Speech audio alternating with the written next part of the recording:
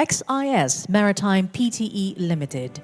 May we kindly invite the respective representatives to come forward from PT Utama Mobilitas Bersih Indonesia, Bapak Antony Utomo as Managing Director, and from PYX's Maritime Pte Limited, Mr. Tommy Pun as CEO.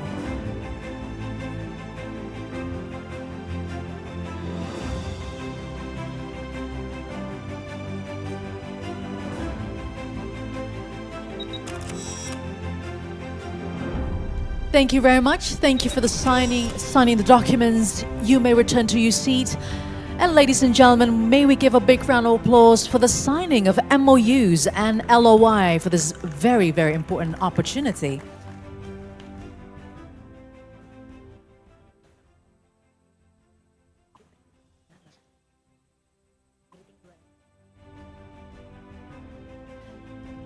Would like to also welcome who have been attending this event as well and here among us. This afternoon, please welcome the Minister of Forestry of the Republic of Indonesia,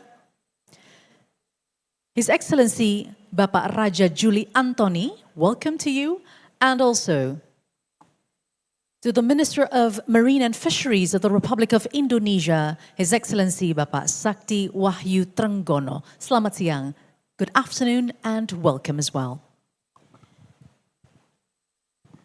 And now, ladies and gentlemen, we are done with the MOU signings. It is time for us to start with the plenary discussions with very much of engaging topics that will be presented on the stage. Please welcome now the Minister of Forestry of the Republic of Indonesia, who will set the tone for the discussions, and he will deliver the keynote address titled Unlocking Nature-Based Solutions. So without further ado, please welcome His Excellency Mr. Raja Juli Antony to the stage.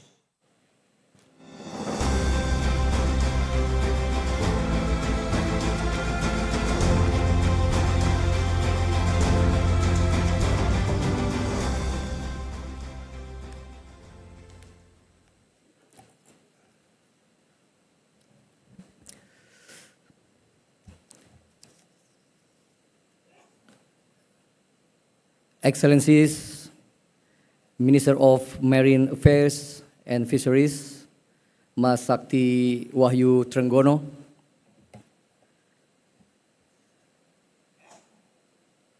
Chairman of Indonesian Chamber of Commerce and Industry, Mas Anindya Bakri, Honorable Ambassador of several countries, and distinguished participants, ladies and gentlemen. Assalamualaikum warahmatullahi wabarakatuh. Salam, Om Swastiastu, Namo Buddhaya, Salam Kebajikan. It is a profound honor to stand before you today at this international gathering dedicated to sustainability, a cause that defines our shared humanity and our collective future. Under the visionary leadership of President Prabowo Subianto, Indonesia has set a clear and ambitious roadmap, the Asta Cita, our national vision toward a golden Indonesia 2045. Two of its pillars, food security and environmental stewardship, lay the foundation of sustainable future. These are not mere aspirations, they are mandates for action. To realize this vision, the Ministry of Forestry has identified 5 flagship programs as our strategic compass. First, digitalization of forestry services, which is our commitment to build good forest governance. By harnessing technology, we are shaping a system that is transparent, efficient, and inclusive. Every decision, every action will be traceable and accountable. Second, equitable forest management, a pillar of inclusion and empowerment. Through recognition of indigenous and local rights, we are fostering ownership and shared stewardship over our forests. Third, forest as source of food security. Our forests are fertile ground of opportunity. Through innovative agroforestry and the sustainable use of non-timber forest products, we are unlocking new livelihoods for rural communities. Fourth, preserving Indonesia's forests as the lungs of the world. Through comprehensive conservation and rehabilitation, Indonesia continues to lead efforts in maintaining ecological balance and ensuring climate resilience. Fifth, the One Map policy, a unified, accurate, and integrated mapping system is essential to ensuring legal clarity, reducing land disputes, and building a solid foundation for green investment and sustainable development. Ladies and gentlemen, our vision for sustainability rests upon three interconnected pillars: ecological, economic, and the social. Together, they form the backbone of our policy and practice. Through early detection, swift coordination, and strong collaboration across multi-stakeholders, the nation stands united to guard its forests from fire. The success in forest fire mitigation is a history of resilience and cooperation. Forest fire mitigation has also shown remarkable progress from 2.6 million hectares burned in 2015 to only 213,000 hectares this year, 2025, transforming crisis into progress to early warning systems, rapid coordination, weather modification and operation, and multi-stakeholder cooperation. Next, optimization of national park management is mandatory, done through efforts such as implementing zero waste and zero accident, grading the climbing roads, and implementing a digital e-ticketing system. Indonesia's 57 national parks are undergoing transformation to enhance conservation and visitor experience. We are introducing modern facilities, digital ticketing system, and improved safety standard, ensuring that conservation and tourism, what so-called ecotourism, work hand in hand. This year, we launched a national grading system for mountain trails, promoting safety for climbers and ecosystem sustainability. Through restoration, we aim to create positive impact on forest ecosystems and the endangered endemic biodiversity within forest area and improve local communities' livelihood. We are advancing major restoration partnership such as $150 million project in Waikambas National Park. This initiative is expected to create 750 new jobs and generate up to $550 million in economic value, while safeguarding the endangered Sumatran elephant and its habitat. Pasangan Elephant Conservation Initiative, or PECI Aceh, PECI literally means head, established on 20,000 hectares of dedicated land donated by President Prabowo, we are building elephant corridors and community-based conservation areas. This effort realized through cooperation with international partners, and I would like to express my sincere gratitude to WWF Indonesia as well as British government for their invaluable collaboration in establishing PECI Aceh. Excellencies, distinguished participants, ladies and gentlemen. Through improved governance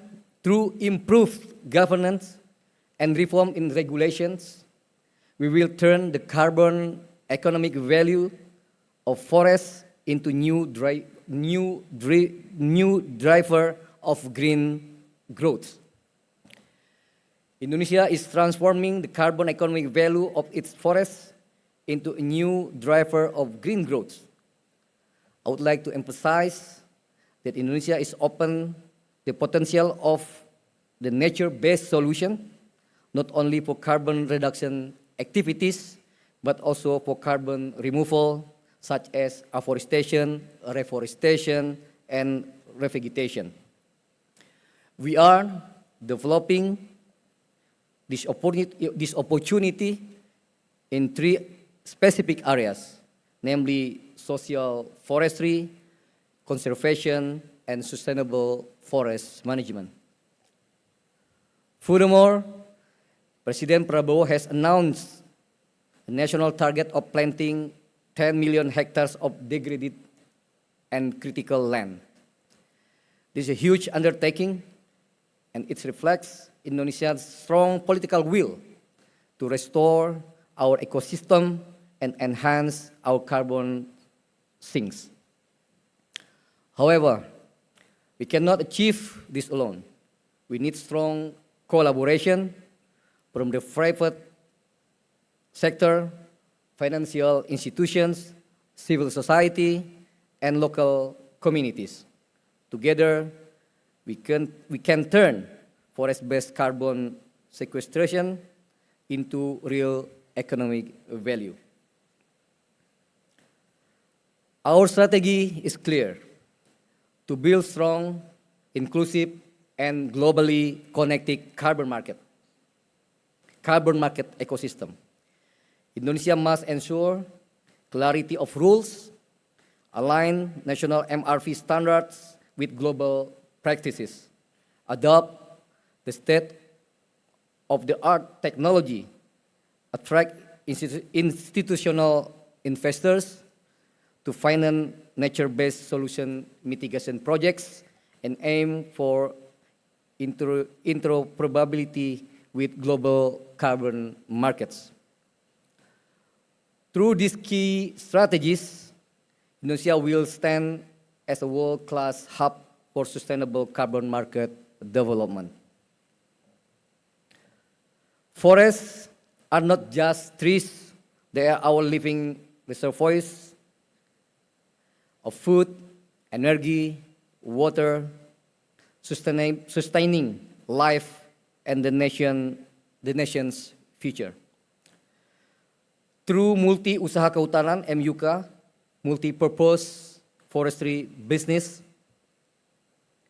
permit holders will no longer depend solely on timber, but can also develop other potential such as honey, rattan, resin, medical plants, and environmental services, including carbon credits. These initiatives are projected to create over 240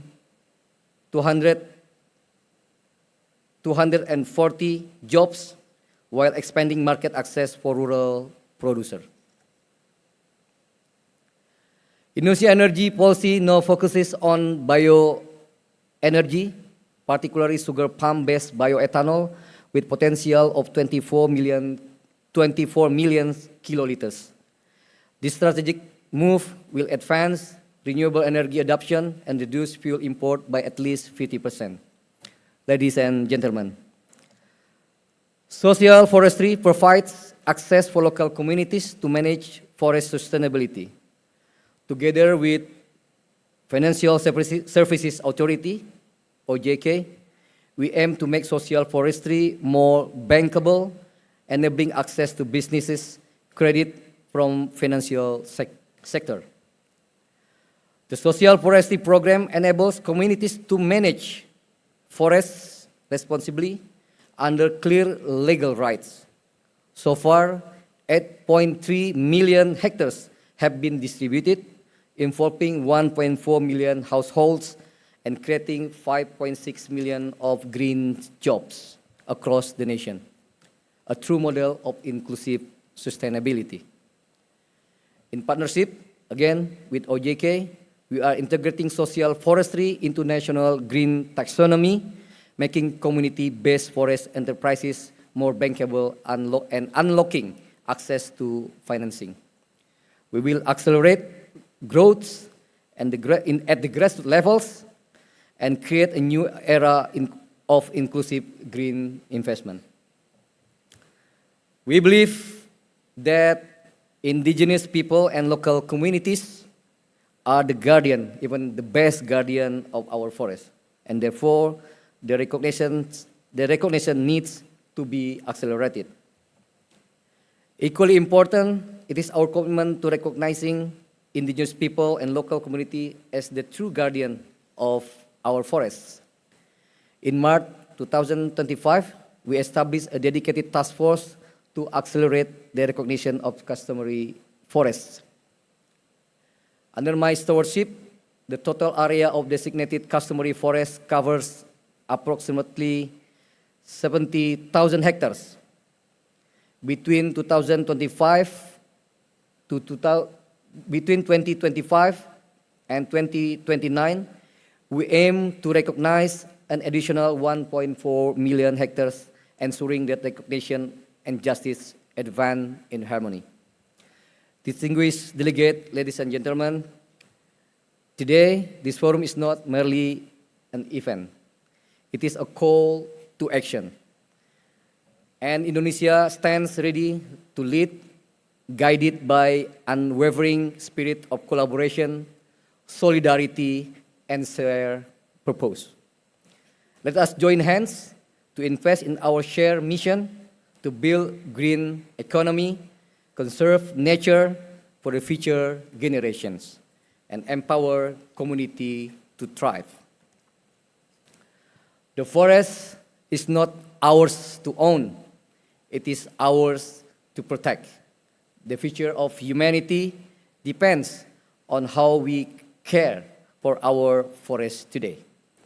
May this forum mark the beginning of a new hope and era of global partnership for sustainable future, and I thank you. Assalamualaikum warahmatullahi wabarakatuh. Waalaikumsalam. Kindly remain on the stage, Bapak Menteri. Mr. Raja Juli Antony, please remain on the stage as we'll continue with the next procession. We will now have another set of MOU signings, ladies and gentlemen.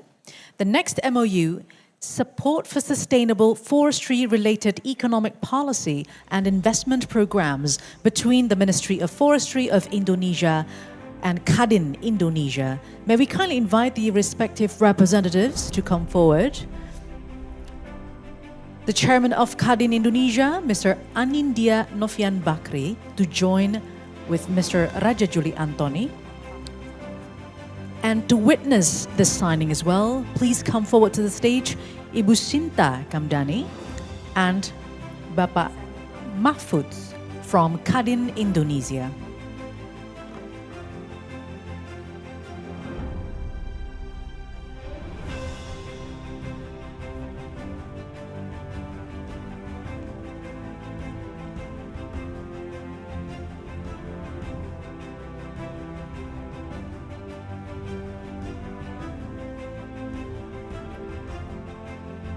And here we're witnessing the signing of MOU to support sustainable forestry-related economic policy and investment programs, as Indonesia is very much abundant with numbers of forests across this country, which is a source of prosperity and sustainability.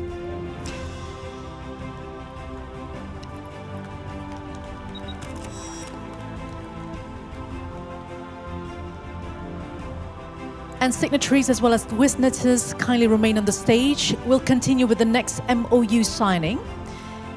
Carbon markets capacity building.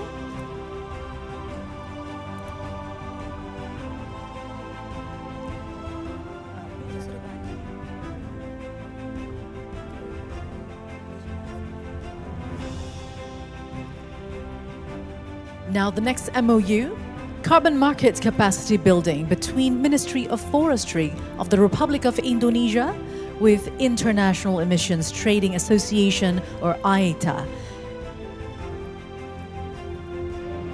MOU signed between the Ministry of Forestry, represented by Bapak Mahfuz as the Secretary General of Forestry Ministry, and from IETA, represented by Mr. Dirk Forrester,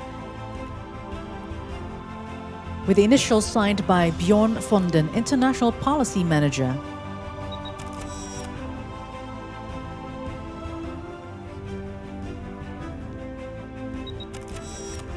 Thank you very much, signatories. Thank you, witness Bapak Rajajuli. You may all return to your seats.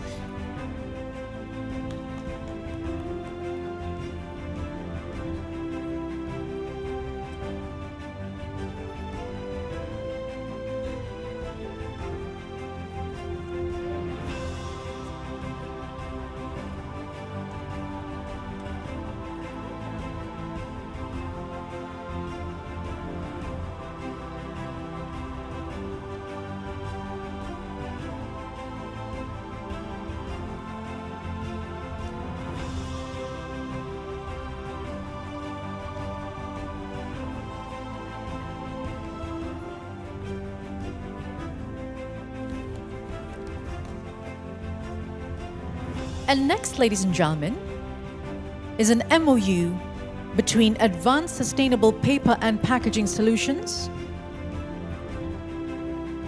between APP Group, Lubrizol,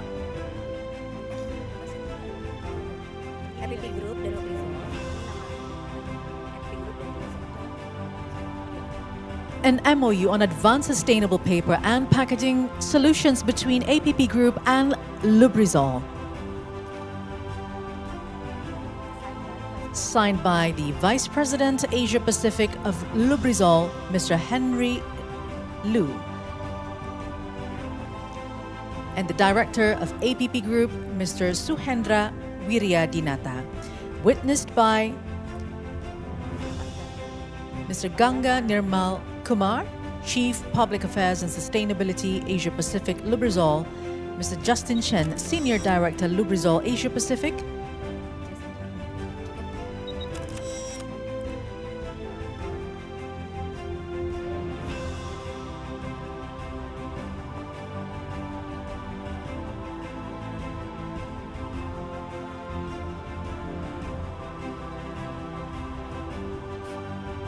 Thank you very much, signatories. Thank you also, witnesses.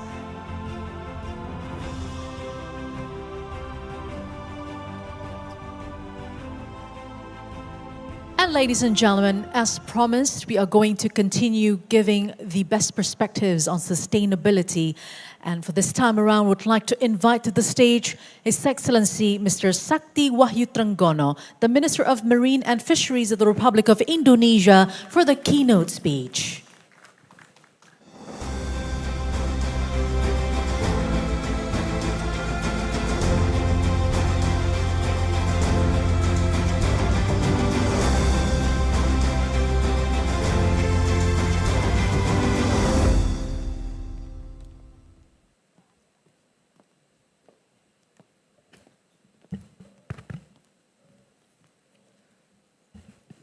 Excellencies, distinguished leaders, ladies and gentlemen, Assalamualaikum warahmatullahi wabarakatuh.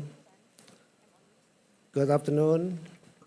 It is an honor to speak before such an inspiring audience at the Indonesia International Sustainability Forum 2025, a platform that brings together world leaders committed to transforming our shared sustainability vision into tangible action. Today's plenary theme, Feeding the Future, Sustainable Innovation to Boost Marine Food Productivity, resonates deeply with Indonesia's commitment to ensure that the ocean become the main driver of blue food security and climate resilience. Ladies and gentlemen, by 2050, our planet will host nearly 10 billion people. Yet land-based agriculture is already stretched to its limit. The ocean, however, holds vast potential as the next frontier for sustainable food production. Offering abundant resources to help feed the future. With its vast and rich marine resources, Indonesia believes that the future of global food security lies in the sea in what we now call blue food. Ladies and gentlemen, through the blue economy policy, the Ministry of Marine Affairs and Fisheries has redefined the paradigm of marine resources management to achieve ocean health, wealth, and prosperity. This vision is operationalized through 5 flagship programs. Marine protected areas are being expanded to preserve ecological balance and safeguard marine resources. Quota-based fishing practices must be maintained with stronger regulation to prevent overexploitation. Aquaculture serves as an alternative approach to support food production while maintaining ecological integrity. We are focusing on 5 champion commodities: shrimp, tilapia, crab, seaweed, and lobster. Marine tourism and other extractive economic activities in coastal areas often cause degradation to coastline and small islands. Therefore, they must be closely monitored and properly controlled. We involve fishermen and coastal community in plastic waste collection effort to help keep our ocean healthy. Through these pillars, Indonesia aims not only to feed its people, but also to support global food responsibly and sustainably. Distinguished guests, ladies and gentlemen, the journey toward feeding the future is already underway through concrete programs of the Ministry of Marine Affairs and Fisheries. Revitalization of 20,000 hectares of brackish water pond in North Java, modernizing abandoned pond into integrated tilapia farm.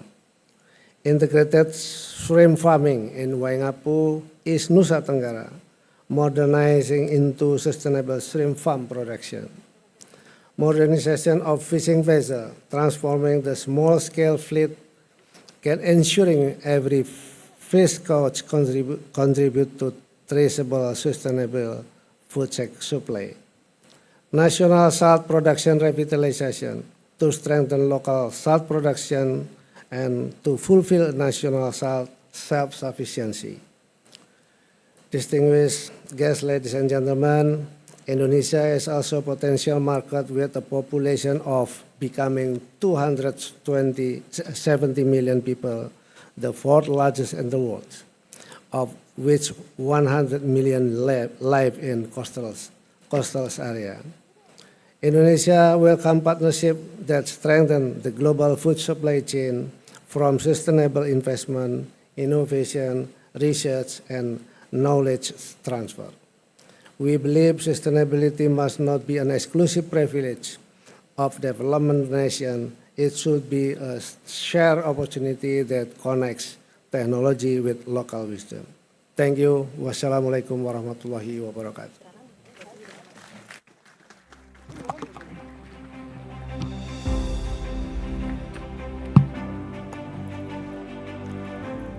Thank you very much, His Excellency Mr. Sakti Wahyu Trenggono, for the very inspiring keynote speech just now.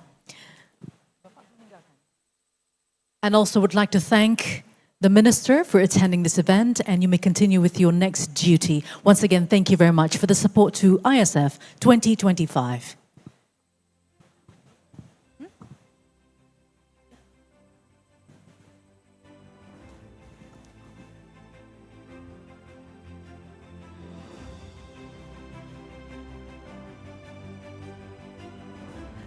And ladies and gentlemen, we'll continue with the agenda this afternoon with panel discussions. There are a lot of engaging topics that will be presented on the stage.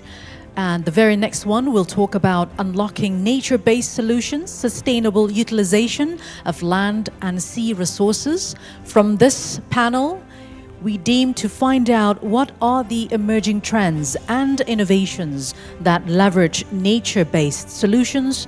What are the key success factors as well? We can hear it from the speakers that will be talking on that panel. And also, what are the key enablers for achieving self-sufficiency in marine food production?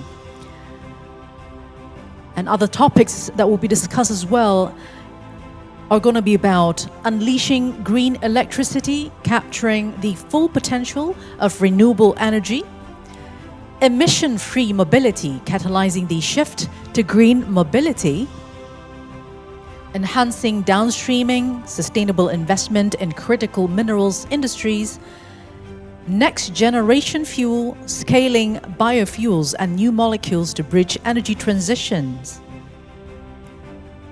advancing industrial decarbonization, technology and innovation for a net-zero future, and financing sustainable growth. And of course, one of the things that are very critical to sustainability efforts are the human. So in one of the panels as well, we're going to be discussing about building human capital for a sustainable future, creating green jobs in the age of AI.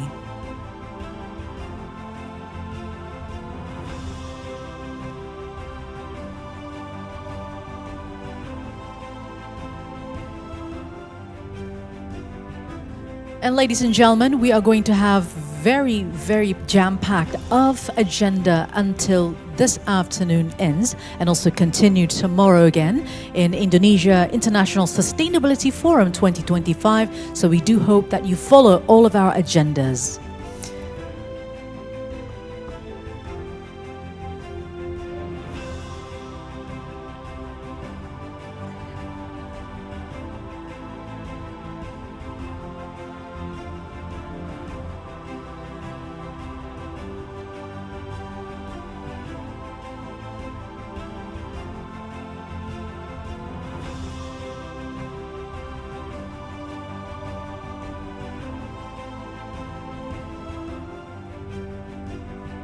And also, it is very important to get the best practices, sharing stories from other countries as well, to be replicated in Indonesia.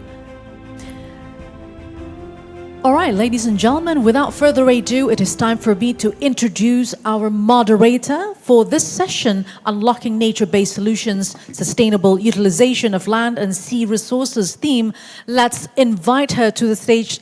Welcome Ms. Gita Shahrani, Director of Bumi Ekosistem Lestari Sejahtera.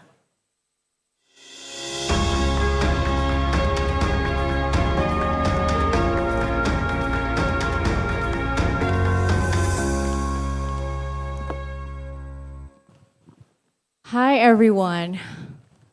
Wow, there's no sound. Hi, everyone. Hi. It looks like a full room, so it's good that the energy is still high, and we're going to talk about something that might be of interest of everyone because it's about the emerging but the current future of Indonesia, both green growth but also blue economy.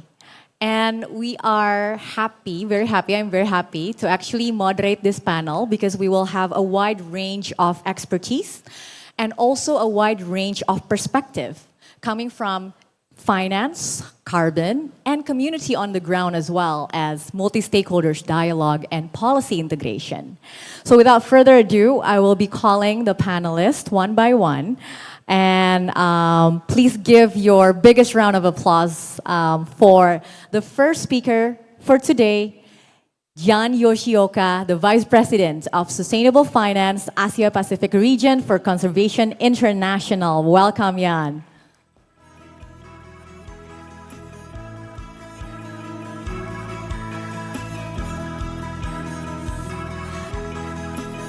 On to the next one, somebody that brings a lot of perspective, connecting business with nature and with community on the ground. Palafi Kalita, Asia Lead for Business for Nature.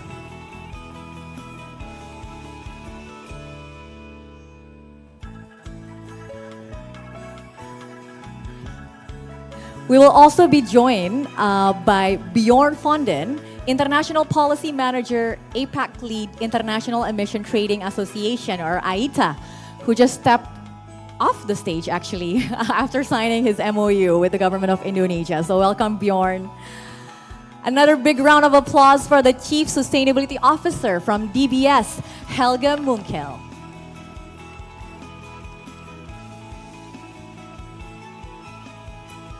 Welcome, Helge. Great to have you here. And last but not least, the CEO of Integrity Council for the Voluntary Carbon Market, Amy Merrill.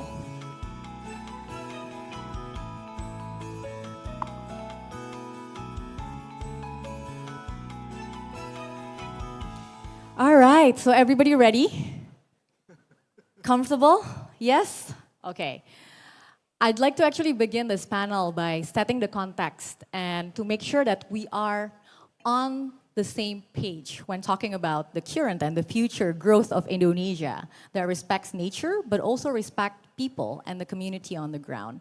So if I can ask you one thing each, what is the one thing that we need to get right to actually embark on this future, to actually integrate biodiversity and nature and actually have nature-based solutions that is good for Indonesia? So maybe let's start from Jan. What is the one thing that we need to get right? Yeah, thanks, Geeta. I think for us, it's really about enabling policy and regulatory frameworks. And I think it's both in terms of two things, right? The integration of MBS into national mitigation and adaptation strategies, as well as setting up the market infrastructure for things like nature markets and emerging biodiversity and other kinds of credits. Thank you. So policy and regulation. I think you need to be closer to the mic, because I just got a cue. Thank you. Kalafi, what about you? What is the one thing that we need to get right?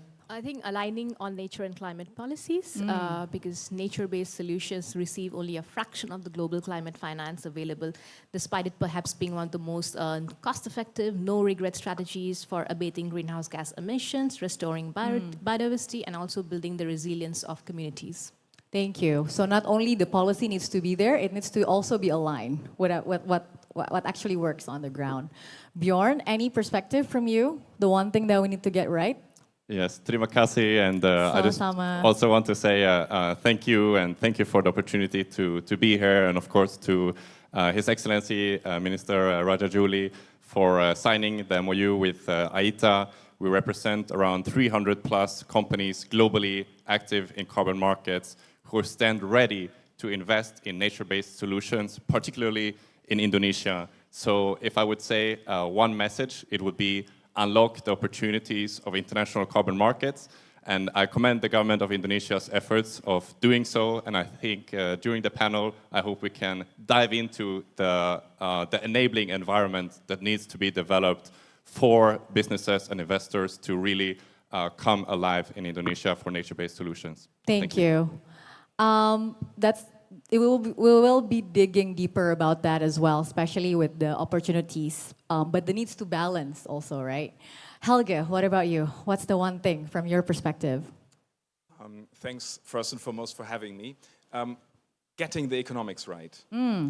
What I mean by that is it's actually quite interesting. More than half of global GDP is dependent on nature and the ecosystem services it provides, whether it's fresh water, a stable climate, healthy soil, pollination, and things like that.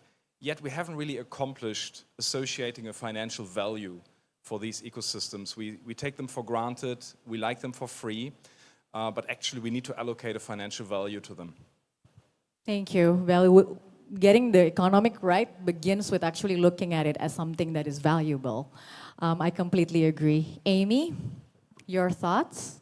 Thanks, yeah, and thanks very much for the invitation to be at this important event. What we do is look at the international carbon markets and set a high integrity standard. And what we know about unlocking finance for nature-based solutions is that integrity, robust frameworks for carbon markets are essential to building that trust. And so if I have one thing, it's trust through integrity and robust frameworks that bring in the investment through the enabling policy environments that other panelists have spoken to. Yeah, I love that. Move at the speed of trust, but that requires a structured framework, actually. So thank you. And with that, I'd like to actually begin with painting the picture. What is green growth and what is blue economy? And what does it look like in terms of actually putting things on the ground? So maybe I'll start there and maybe ask Helge to come in and describe, in your perspective, how do we actually integrate biodiversity into the green growth concept? And how do we actually make it not only good in writing, but also good on the ground? Yeah, I think integration is indeed the key buzzword. So if I reflect on who we are a bank, and the core of what we do is we want to support our customers to thrive by providing advisory and financial solutions. So what we need to do is integrate nature into everything that we do, in the same way that we did this with climate. So we've just embarked on a project with Cambridge University. It took us 18 months, and we analyzed our entire lending book and asked ourselves, the things that we're financing, are they dependent on nature, and what is their impact on nature? With the purpose being to then take this knowledge and integrate it into all our decisions and processes, because it cannot be the icing on the cake, it's the cake itself. It needs to be really integrated into the core of what we do as a bank. And if you then think about it, here in Indonesia, beautiful country, very resource rich. Think about aluminium, copper, nickel, all those things that we need for the energy transition. Mining that and refining that is a process that could potentially be harmful to nature, could also be energy intense. So we need to look at this holistically, right? On the one hand side, we want all these minerals and metals because we need them, otherwise we can't drive around in electric vehicles or have all these other clean technologies. But we need to do it in a way that's not harmful to nature. So ultimately, it's really holistically and in an integrated way looking at things and being mindful. Sometimes there might be trade-offs and taking a decision wholesome. Thank you. I think the highlight on looking at dependency, both on dependency and impact, both for and with nature, is the key here. And I'd like to actually go to Kalafi, because you work with a lot of multi-stakeholders processes, trying to integrate businesses with government, with policy as well. And Helge painted a picture that the finance might be there, but without this engagement with stakeholders in a holistic manner, it might not work. What do you think? Absolutely. Absolutely, fully agree with Helge. And to talk about how can we integrate business government engagement in the context of biodiversity, I think first let's do a quick recap of what was agreed at COP15 in December 2022, where the Global Biodiversity Framework was adopted by 196 governments. It is a roadmap for nature action, much like the Paris Agreement is for climate action, with an overall mission to halt and reverse nature loss by 2030. And for the first time, the GBF strongly recognizes the role of businesses and financial institutions in achieving all the targets of the framework. And now the GBF will get implemented at the national level through your country-specific national biodiversity strategies and action plans, or NBSAPs in short, or IPSAP in case of Indonesia. And you also have some of the business targets in these NBSAPs like Indonesia also has. So here, I think it's very important to strengthen business-government dialogues. And one fantastic example that we have from our recent work is in Malaysia, where very recently the government launched their strategic roadmap and action plan for business and biodiversity. This is a work supported by Business for Nature. This roadmap provides a pathway to businesses on how they can integrate biodiversity into their core operations. And this was also an opportunity for businesses to be part of the policy-making process in a more structured way, and for the government also to hear directly from businesses what's working, what are the challenges, and that these policies are very much rooted in business realities. And I'm very happy to share here that we are also currently working in Indonesia with our partner, Indonesia Business Council for Sustainable Development, to develop a business and biodiversity action plan to support the implementation of the business targets of the IPSAP, very much with the support of the Ministry of Environment and Bapenas. While these policies are there, I think it's also important what Helge mentioned, that businesses also need to take ownership and leadership of integrating nature into their strategies and not think about nature as a nice to have or as a CSR activity, but the strategic priority for their businesses. And just very quickly, what can businesses do to demonstrate this? I think 4 key actions. First, assessing and measuring their nature-related risk impacts and dependencies across their value chain. Second, committing to setting transparent science-based targets based on this assessment. Third, transforming our business operations and models and advocating for policy ambition. And finally, disclosing on immaterial nature-related information. And I think this provides a fantastic foundation to corporates to develop a credible nature strategy.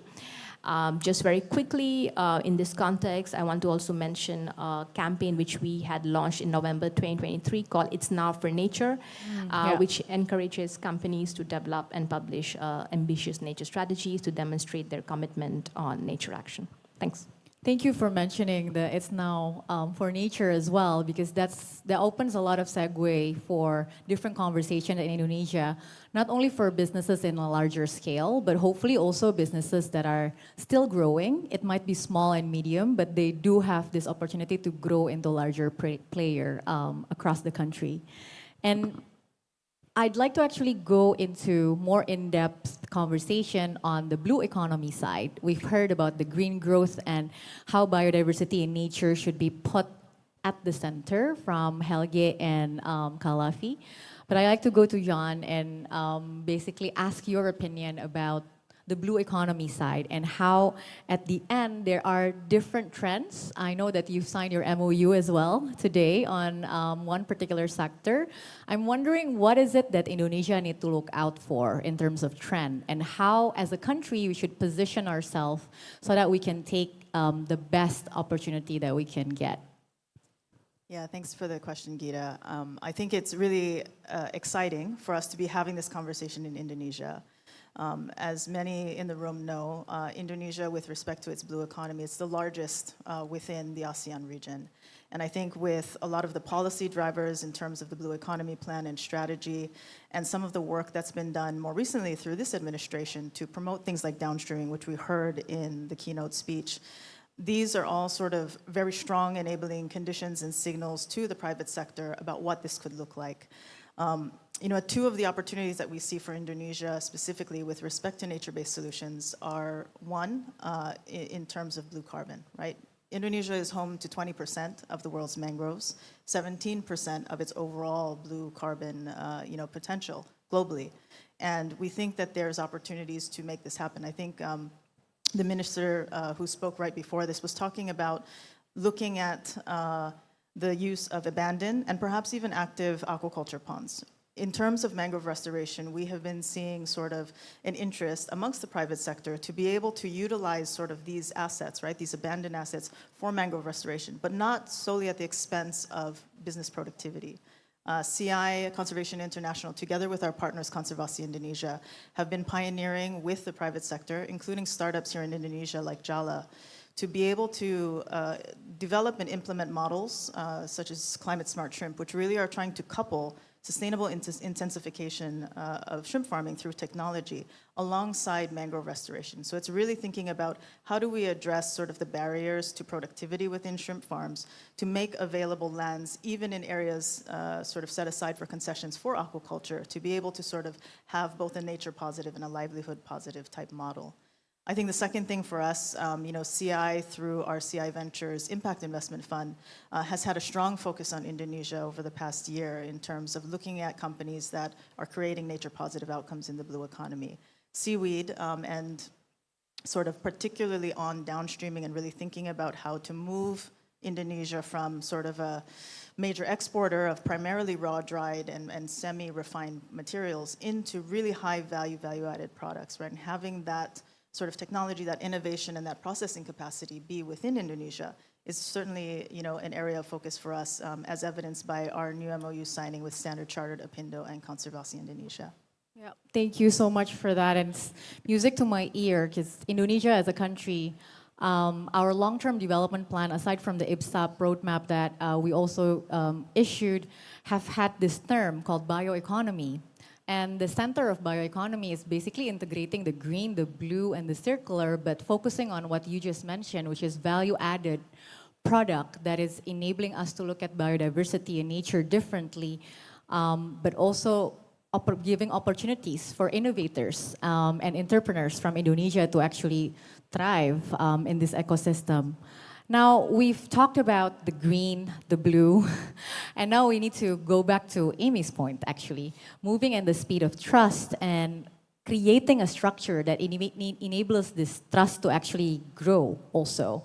And probably you are the best person in the panel to actually talk through us, talk through what you've done and your organization in actually building this governance structure that enables trust to actually allow everybody to talk about things probably from different perspective, but still agree on a common goal. Thanks. Yeah, and I think it's a good question, because one of the things we understand about carbon markets is that you can unlock finance if you can build highly inclusive, trustworthy, and transparent regimes into the rule base, so that everybody is understanding what's going on. And that operates at many different levels. It operates at the project level, and that means important processes like FPIC, free prior informed consent, that's ongoing, local stakeholder consultation, things like ensuring what we call social permanence. So, for example, if we take the mangrove example, I was with local communities earlier in the year in North Sumatra in mangrove restoration projects, where because the project is designed inclusively around actually what that community want, the structure builds into the goals that they have, and that builds trust. It means that they will continue doing the project because they're deeply engaged in it, because it's what they want to see. So that's a really important project-specific level. And then, with carbon goes through projects, and they are then, the emission reductions or removals that are achieved from those projects are then validated and verified. And that third-party independent review of the way a project works, transparent review of data, of measurement, of processes, that builds trust. And then the work we do is at the layer above, where we review that process that has been implemented. And by being really an independent, global, independent governance body for the carbon markets, with a rule base, which we call the core carbon principles, against which we assess robust carbon systems, we're able to look at that and say, can you replicate the data? Can you see that stakeholder consultation has happened properly? Have you required that program to make all the documentation publicly available so it can be subject to community scrutiny? And these processes where you build from person to process right to the top, this builds the trust, and this is governance, right? So we have a rule that says every single thing that that enables a project to calculate its removals or reductions must be public. And we check that. We go through a process of looking at project data of projects operating and checking that you can replicate that data. So the process we provide helps to ensure that governance system oversight is working well. And that's really important in carbon because fundamentally, if you're trying to value nature-based assets through carbon revenue streams, because carbon is an intangible asset, the transparency and the governance systems are really key to building that confidence. And it matters not just for the sake of measuring the global contribution of nature-based solutions to the climate journey, but it really matters because that's where the investability comes in. And protecting nature costs money, and you have to bring the money in somewhere. And we know that public finance is less available than it ever has been.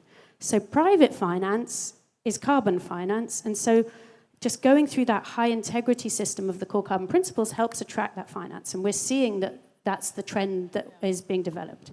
So governance at every level, I think, is one of the things that we find really important. Yeah, thank you for highlighting. And I think what you just described paint the picture that the future is something that the community themselves can actually have a deep sense of ownership. And carbon is a pathway to that, but that is not necessarily the end goal. Thank you for highlighting that. And over to Bjorn, and looking at it from Amy's last point in terms of investability and allowing more private finance to flow. In terms of what do you envision for Indonesia as well and the opportunity that Indonesia can actually tap into, is there anything in particular that you think should be a core fundamental?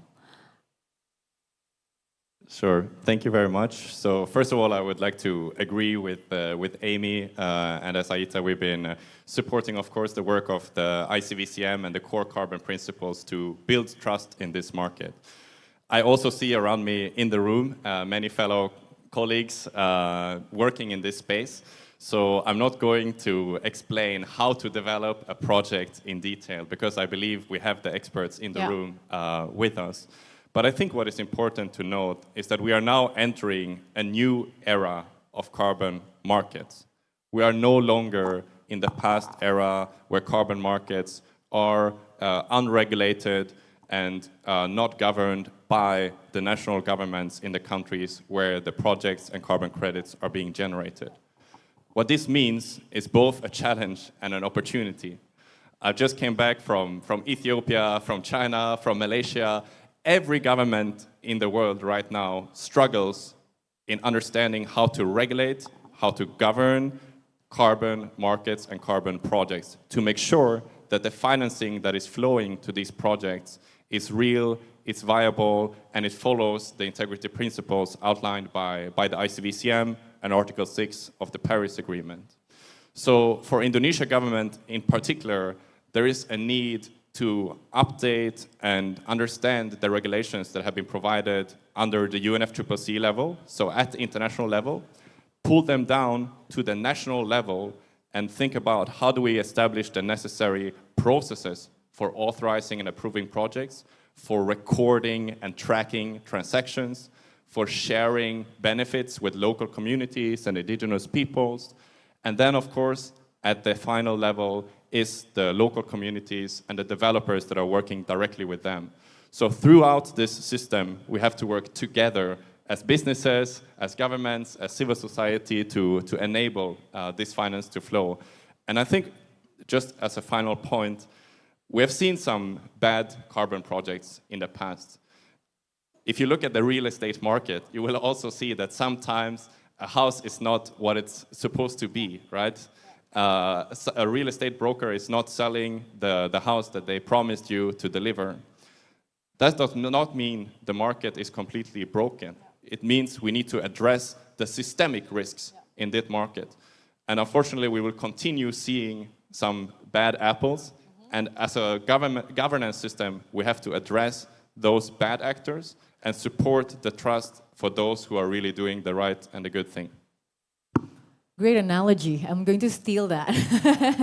Doesn't mean that the whole sector is broken, but we need to actually have an integrity of maintaining a system that works. And that brings me back to the point that Jan was mentioning, actually. So what you said about transforming this into an opportunity that Indonesia can also provide all actors with benefits. And you mentioned that you work a lot with entrepreneurs in Indonesia.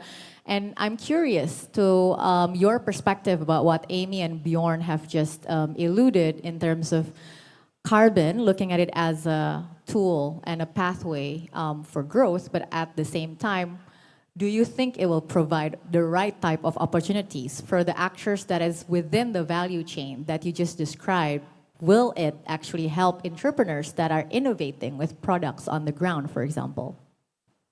Yeah, I think that's a great question. You know, I do think that there is a very strong intersect. So I think the short answer is yes. I mean, we see a lot of entrepreneurs at multiple scales, right? Early stage seed companies into growth companies who are working in coastal ecosystems for whom I think there's a lot of discussion, a lot of interest in how carbon finance might be able to integrate, particularly where they're offering solutions that help to protect, restore, maintain blue carbon ecosystems, whether mangroves or seagrass. I think we've seen a large spike. In fact, a lot of the private funds that have been raised that are focused on nature-based solutions type carbon investments do include about a 10 or 20, 15% window that's really focused on technology and innovation, right? I think when you look at where there's been a lot of sort of growth and innovation around sort of carbon measurement, helping to make MRV a bit more cost-effective, a lot of those tools had historically been tested in North America, right? The temperate forests of North America, and had not really been adapted and tested in the context of our tropical forests, particularly in Indonesia, right? Hugely diverse canopies, a much different system. And when we talk about the coast, right, like thinking about sort of what the unique differences are between mangrove ecosystems in different countries. So I think there's a real opportunity there. Indirectly for entrepreneurs, for innovators, for the capacity that Indonesia is building and already has amongst engineering and sort of really, really bright entrepreneurs here in the country to play a role. But I also think that it's sort of, we've talked a bit about mitigation and nature-based solutions, but we can't forget that a lot of the solution sets that people are developing, including here in Indonesia, are really talking about adaptation, right? Thinking about how we adapt some of our most significant blue economy sectors, such as fisheries, such as marine and coastal aquaculture, to sort of address the challenges, right? The increased disease risk because of what's happening in the environment, or the impacts of these sectors on the environment itself. So I think that there's huge opportunity, and it's been very exciting to sort of see both from a government perspective, both from a university perspective here in Indonesia, and of course from the private sector and the accelerators and all of the ecosystem players who've been really trying to bring the best minds to the fore to address those solutions. Yeah, thank you for also bringing up the adaptation point. We just had a discussion yesterday on adaptation and resilience, which is another finance discussion that seemingly are still a bit disconnected with what we're talking about right now, but actually are connected, and it should be integrated from the both risk mitigation perspective, but also how are we living in the future. And that brings me back to Kalafi, and you mentioned a lot about the way that businesses can also play a role in terms of looking at their target right, but also setting up how the target can be delivered with other partners and other stakeholders. And I wonder if you can pinpoint specific stakeholders that these companies have been very open to work with and have had great partnership, and why did that happen in a way? Is it community on the ground, or is it local government, or any type of stakeholders that are the right fit for this type of much more pioneering solutions, I would say? Thank you for the question, Gita. And first, of course, government is the first stakeholder, I think. And here I want to just mention that the action plans that I mentioned about Malaysia and beyond Malaysia, we have also worked in Chile, Colombia, South Africa. We have ensured that these action plans also refer to different stakeholders. And one of the stakeholders is, of course, indigenous people and local communities. And also the local community, it could be your farming community. For example, one of the companies which is based in Singapore, they have actually a target to become forest positive across all their supply chains, including implementing deforestation plans for high-risk suppliers. And so to achieve that target, they have actually planted around 2.3 million trees through agroforestry, which not only supports or improves biodiversity, but also provides farmers with a sustainable source of income. So this has been one of the examples. Then there are other companies in concrete and cement sector that have also worked with local communities in designing nature-based solutions. So I think what makes the difference is engaging with the local communities and indigenous people, not as stakeholders, but as partners. So it's important to empower them for legitimacy and impact. And businesses can do that by engaging with indigenous people enterprises through mechanisms such as the Indigenous Peoples Chambers of Commerce, promoting the local knowledge and ensuring that the stakeholders are, the local communities are seen not as stakeholders, but leaders and active participants of these projects. And I think also important for businesses is to disclose on any relevant business activities where they have implemented free, prior, and informed consent process. So following this process is also important.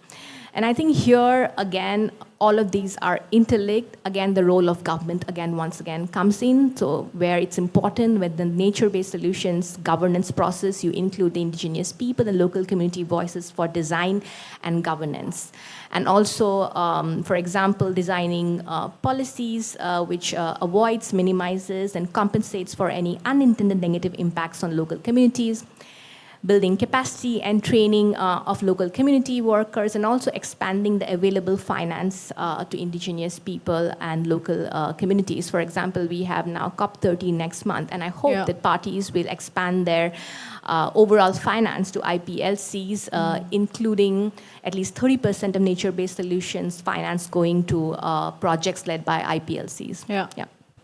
Yeah, it's an exciting opportunities for us to also connect a big movement that is talking about land rights and tenurial rights, and how does that fit into the picture as well. So thank you for pointing that out. And you mentioned a lot about cross-sectoral partnership with the role of the government within to actually become the policymakers and the regulatory framework provider. And this reminds me of a recent conversation that I've had with a colleague from DBS, actually. How do we look at it as an opportunity to also shape how Indonesia and how Asia can provide this type of ecosystem that allows finance to flow, but also flow to the right hand? So I'm going to go to Helge for this. Yeah, sure. I think one word that we have mentioned a lot is really critical, which is collaboration.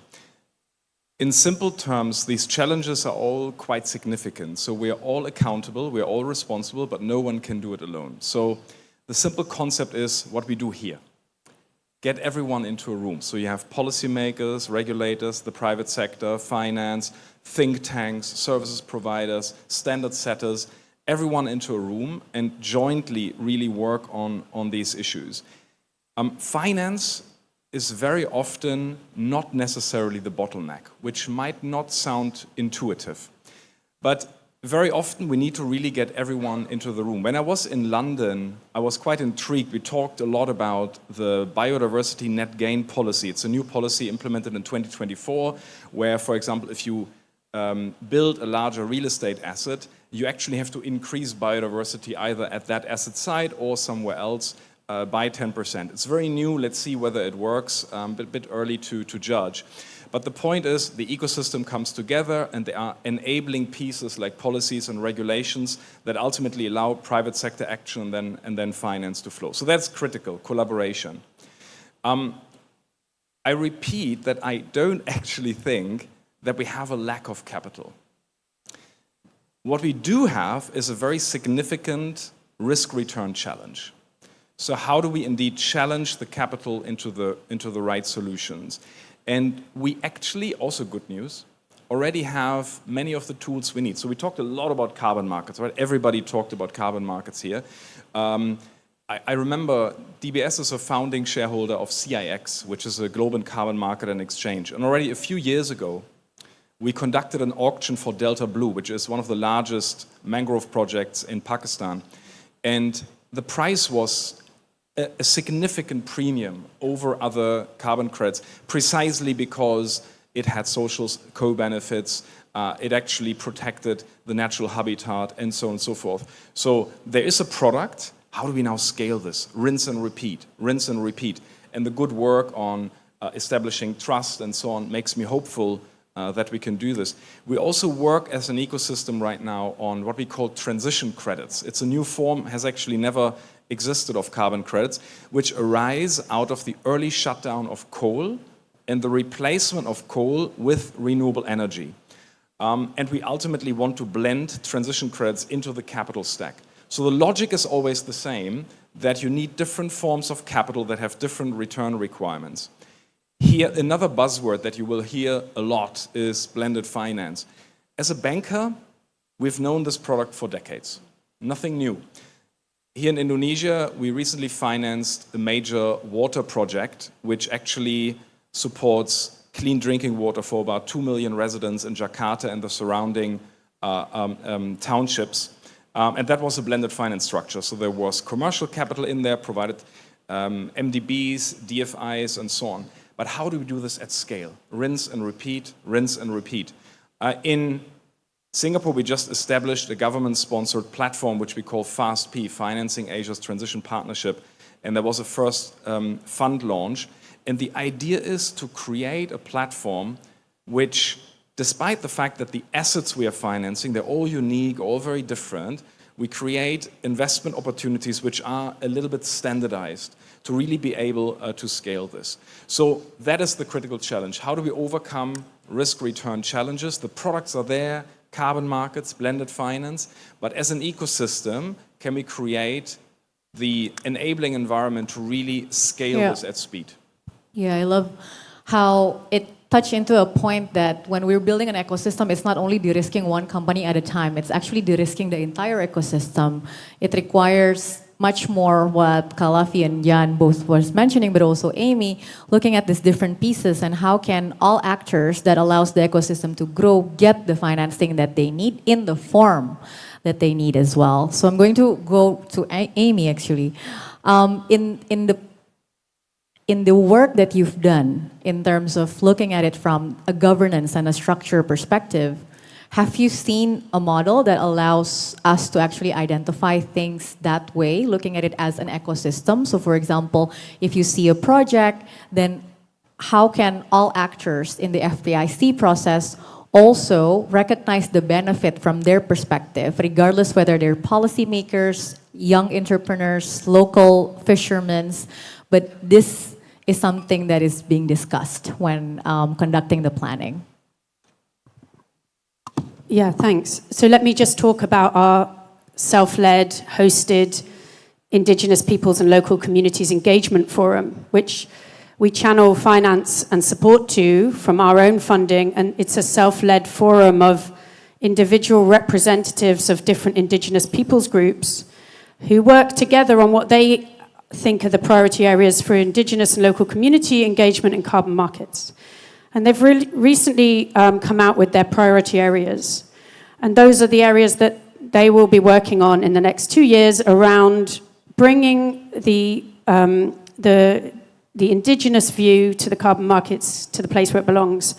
We have 10 core carbon principles. We don't see things like sustainable development or FPIC as co-benefits. They are a core principle.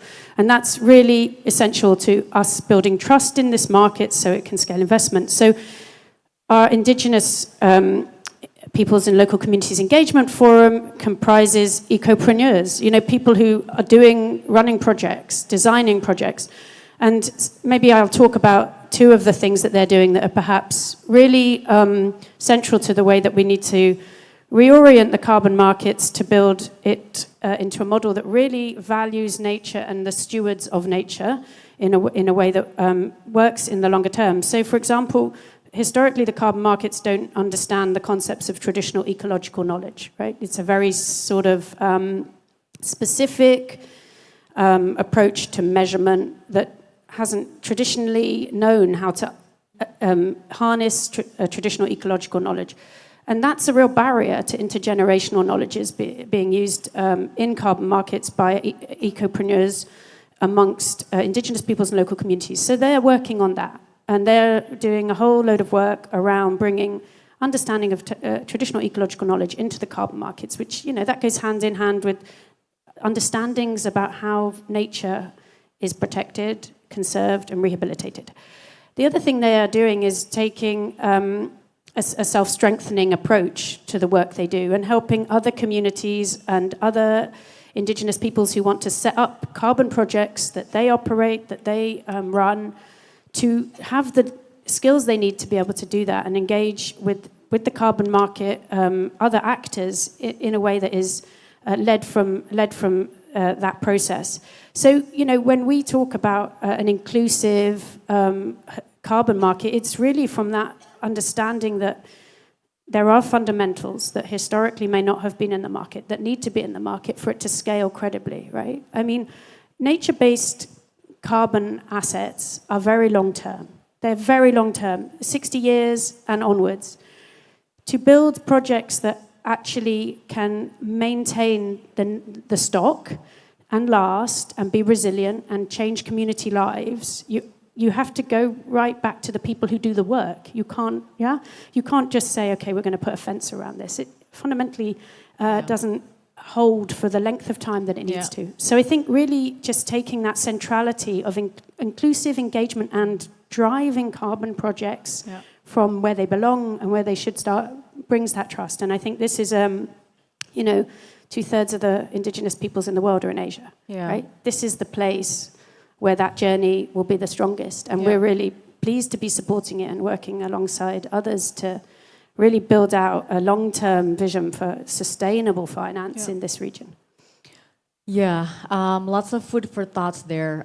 In the coalition that we're building in Indonesia for this value chain of looking at how product and services can respect biodiversity, a lot of the discussion is also around local and traditional knowledge. One point that was discussed was how can we look at technology and innovation even differently and looking at local and traditional knowledge as part of not the past, but the current and the future, and redefining what do we mean all by innovation and technology and how does that actually benefit the community and indigenous people on the ground. And thank you for pointing out that the key is actually to build up a long-term vision that talks about scalability as well. So I'm going to go to Bjorn before we open up for question in terms of scalability and where you see this can all go into. What are the future opportunities out there when we design systems that represent at least 5 different things, right? The panel have talked about how it has to be multi-stakeholders. It has to be built on trust and structure. It has to prioritize the people themselves. It has to have an integrity, but the economics needs to be right as well. Thanks. So I would agree with what Helge mentioned. I think that financing is there, and the same is true in carbon markets. The carbon finance is there, but there is a mismatch between the supply and the demand. So what types of projects, most likely in the financing world, are we looking for? And also the same in the carbon market. What types of credits are buyers looking for? And how do we make those available whilst moving on again to this new era of carbon markets? So I think for Indonesia, I would highlight just 3 things. Number 1 is unlocking the domestic demand by introduction and strengthening of compliance carbon pricing instruments in Indonesia. So Indonesia has already an emissions trading scheme for the coal power sector, and we hope that this can be expanded and strengthened to cover also other industrial sectors that can then allow for offsets or carbon credits in forestry and nature-based solutions to scale this demand and market domestically. Secondly, is the role of independent verified carbon credits or so-called voluntary carbon markets, where corporate buyers, usually in Europe or North America, but increasingly also in Asia and this region, looks to procure carbon credits to meet their corporate voluntary and net zero targets. For that, we also need enabling environment from the government. And I'm pleased to see a representative from Ministry of Environment here. Recently, there has been several mutual recognition agreements signed with Vera, with Gold Standard, and with GCC, who provide this integrity that Amy was talking about to the market. But we also need to look at making those credits CCP approved by the ICVCM, which is what buyers are currently looking for. And finally, as the third segment, is the role of international carbon markets under Article 6 of the Paris Agreement. And again, for that, we see a lot of demand growing from countries like Sweden, where I'm from, or Singapore, where I'm based, as well as Japan and Switzerland, who are now looking for carbon credits that are authorized and can be used towards their own climate targets or NDCs. We also see a growing demand from airlines internationally under the CORSIA scheme, which are looking for up to 150 million tons of authorized Article 6 credits in the next 2 years. But we need that enabling environment and policy stability to allow for those transactions to take place. And I think that's where, together as a panel and also AITA, we look forward to supporting the government of Indonesia and the business actors in this room. Yeah, opportunities are out there. It's just up to all of us to actually debottleneck a lot of the bottlenecks right now. So Q&A are open. So if you want to submit your questions, we've had this on the screen. You can scan the barcode or the QR code and submit your questions. Or I think an alternative is just to open it up. We have around 7 minutes for Q&A. Yes? Okay, let me see.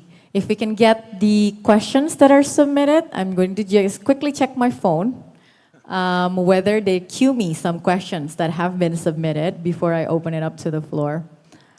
All right.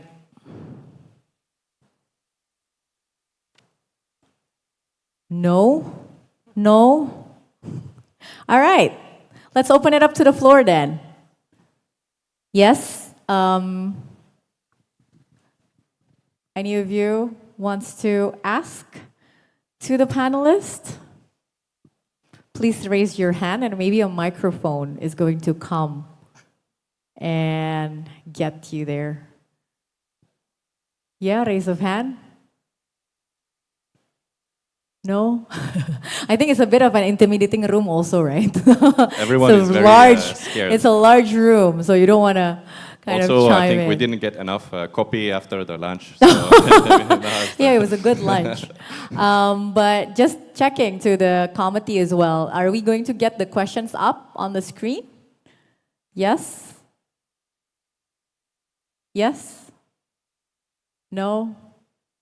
No answer? All right. If there's nobody that wants to ask from the audience directly, I have some more questions actually. Let's just wait until maybe 5-10 more seconds just to ensure that I get a right cue. Yes? Okay. All right, so just in case you want to ask questions, we still have time and you can raise your hand if you want. Yes, okay. So, we heard a lot about scalability and keeping things on the ground.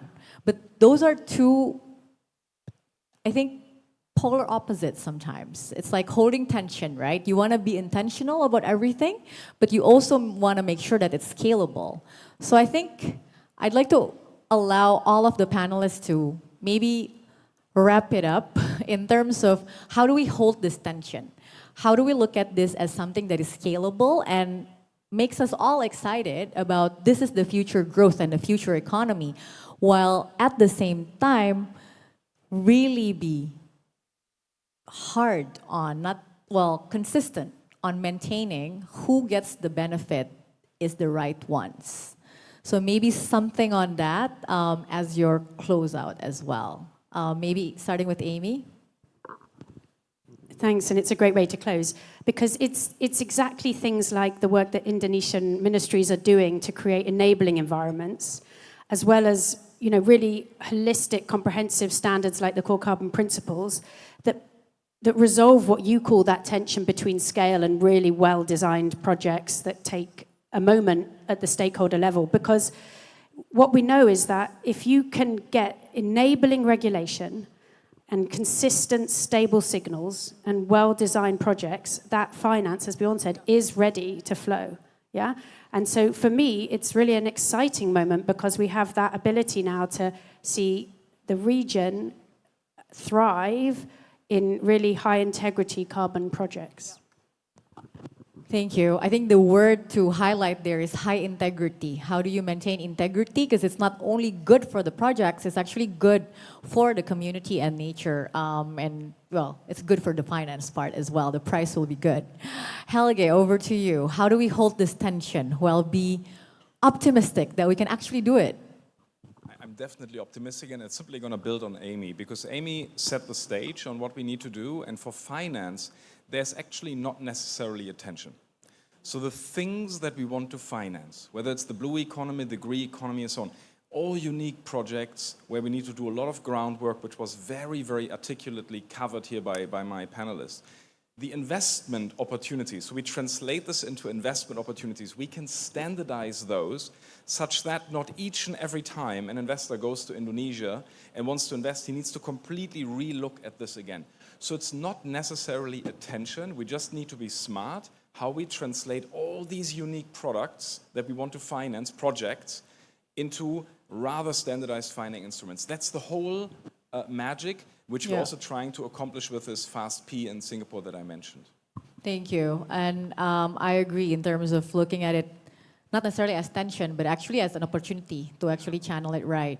So, because you've cued Jan and her extensive experience and also the explanation, what do you think? Can we hold this tension? Is there a tension or not really? I don't think that there's a tension between the two themes, but there's certainly some work that needs to be done to bridge that gap, right? And so, with all of our work focused on, working with startups, obviously a lot of the financial sector, particularly in the venture capital stage, really wants to promote that scaling growth. But I think I would also come back to Amy, because I think we've seen, some issues with certain companies, particularly in sectors like aquaculture, where, at the expense of, with this overemphasis maybe on what scalability looks like, we've forgotten what it means to build with integrity and to really focus on sort of the kind of impact, both financial and environmental and social, that we can actually validate, right? And so I think more transparency, better frameworks, and yes, the standardization that incorporates that kind of trust and integrity, I think are really those key ingredients to scale, whether we're talking about carbon or other aspects of the real economy. Thank you. In terms of looking at scalability and working at scale as two different things as well. Thank you for highlighting that. Kalafi, over to you. I think I'll just build on what Jan said. So, and also linking to my opening remarks about aligning policies. So clear, consistent, integrated policy frameworks, which will make it easier for businesses to develop transition plans, strategies, and invest more confidently and effectively in long-term climate, nature, and land use goals. Thank you. Integrated but well-aligned policy. And Bjorn. Yeah, I think we have to move from carbon credits being like art pieces, where someone chooses, I like a Monet or a Van Gogh with different types of co-benefits and certain types of projects, towards actually becoming more of a standardized and commodity market for it to scale up and provide the financing that we know it can deliver. And I think Article 6 helps with that. ISVCM and the core carbon principles help with that, and I hope and I believe that the government of Indonesia is going to help with that as well. So we look forward to it. Thank you. Thank you so much. It was such a rich panel. Maybe a big round of applause for all of the panelists. I just got 2 questions in my phone that was submitted, so maybe you can answer it in writing later. But thank you so much for joining us in this panel. I usually close out a panel with doing a little limerick or a little poem based on the word of choice. Something that was calling me when hearing you guys is the word now. So it's not about the future, we're talking about what's happening right now, and it's already doable. So the N stands for nature should not be considered as bonus or co-benefit, but at the core of all of the solutions that we're trying to make, whether the color is blue or the color is green. The O stands for opportunities of integrating multi-stakeholders into the conversations from the get-go will allow you actually to build trust but maintain structure within. And the W stands for weaving the connectivity between working at scale with maintaining integrity benefits us all and should be the priority. So thank you so much for all panelists. My name is Gita Shahrani from the Earth-Centered Economy Coalition and Bless Indonesia. Over to the committee. Thank you. Thank you very much, Ms. Gita Shahrani, for leading this very insightful and fruitful discussion just now. For a photo opportunity, may I invite everyone to please move one or maybe two steps forward and take the center stage.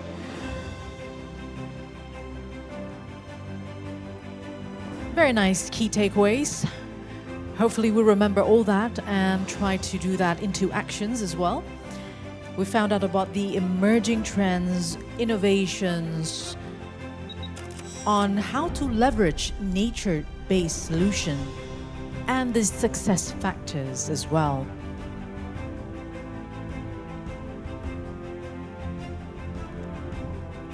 Once again, thank you very much, speakers. Thank you, moderator. Thank you for that fun discussion indeed. And you may all return to your seats.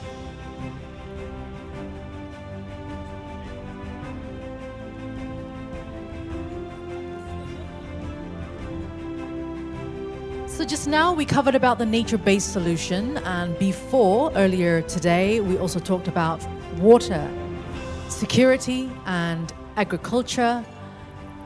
And later on today, you might also find about discussions on unleashing the green electricity to capture the full potential of renewables. So what are the emerging trends in renewable adoption and the challenges as well as opportunities and enablers in scaling up renewable energy generation and improve transmission infrastructure? And that's going to happen today as well. So we do hope that you follow all of our programs until the end of today.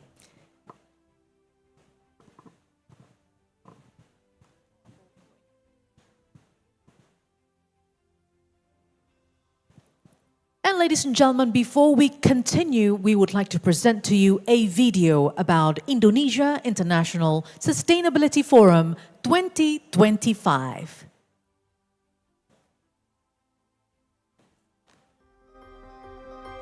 The world is evolving, bringing new challenges alongside new opportunities. With a growing population, the demand for food, water, energy, and meaningful employment continues to rise. As pressures on our planet increase, so does the shared responsibility to respond with urgency and cooperation. For many years, fossil fuels have been the foundation of our development. Yet the consequences are clear: increasing emissions, urban pollution, deforestation, and impacts on communities. The climate crisis is no longer a distant concern. It is a present reality, demanding immediate attention. We recognize the need for change, while also striving for growth that is inclusive, equitable, and sustainable.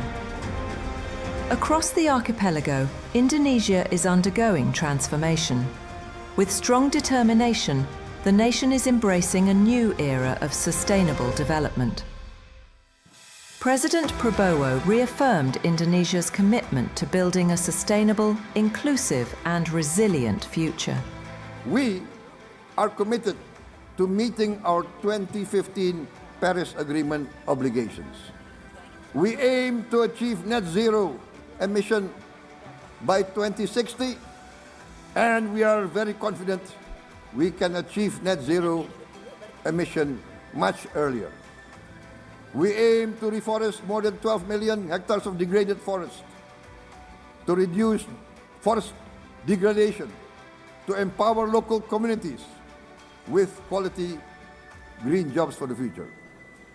Indonesia is shifting decisively from fossil fuel-based development towards renewable-based development. From next year, most of our additional power generation capacity will come from renewables. Our goal is clear: to lift all of our citizens out of poverty and make Indonesia a hub for solutions to food, energy, and water security. This commitment is reflected here at the Indonesia International Sustainability Forum, where ideas grow into solutions and challenges become opportunities. Together, communities, innovators, and leaders are planting seeds of hope for a better tomorrow.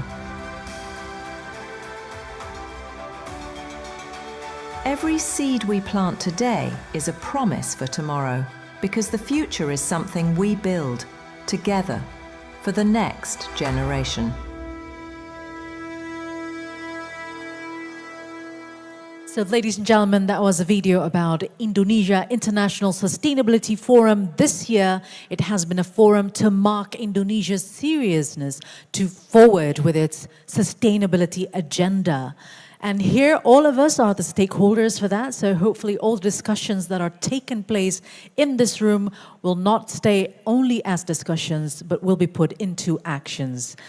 And this forum will not be successful without the help and supports from our sponsors. So as we gather here at ISF Forum 2025, we would like to take a moment to express our heartfelt appreciation to all our sponsors for their invaluable support and partnership in advancing the sustainability agenda.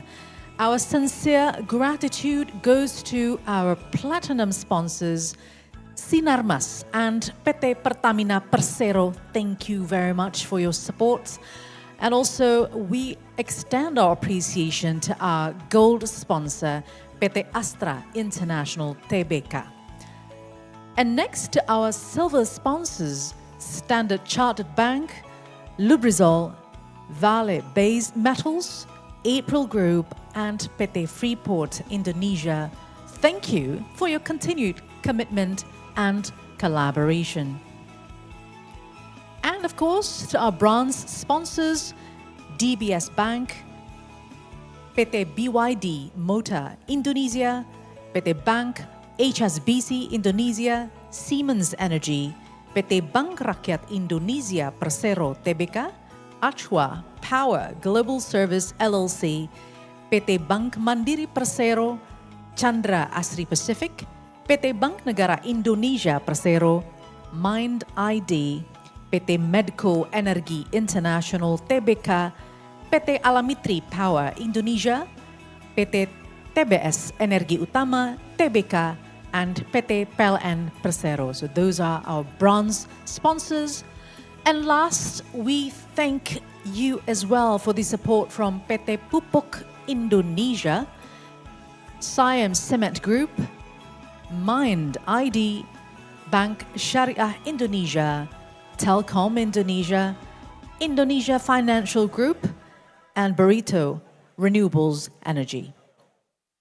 So once again, we thank you for your trust and partnership in supporting Indonesia International Sustainability Forum 2025, a platform that brings together global leaders, innovators, and change makers to drive forward Indonesia's vision of a sustainable future.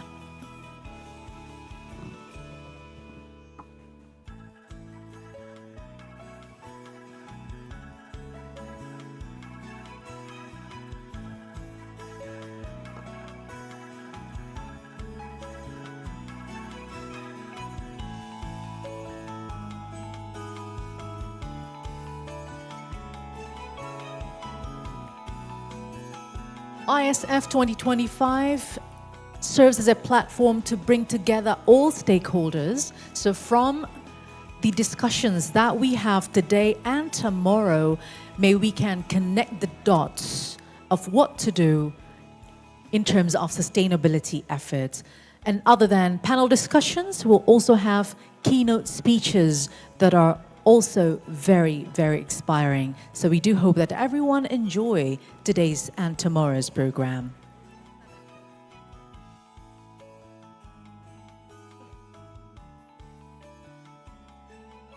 Ladies and gentlemen, a warm welcome to the Minister of Energy and Mineral Resources of the Republic of Indonesia. His Excellency Mr. Bahlil Lahadalia.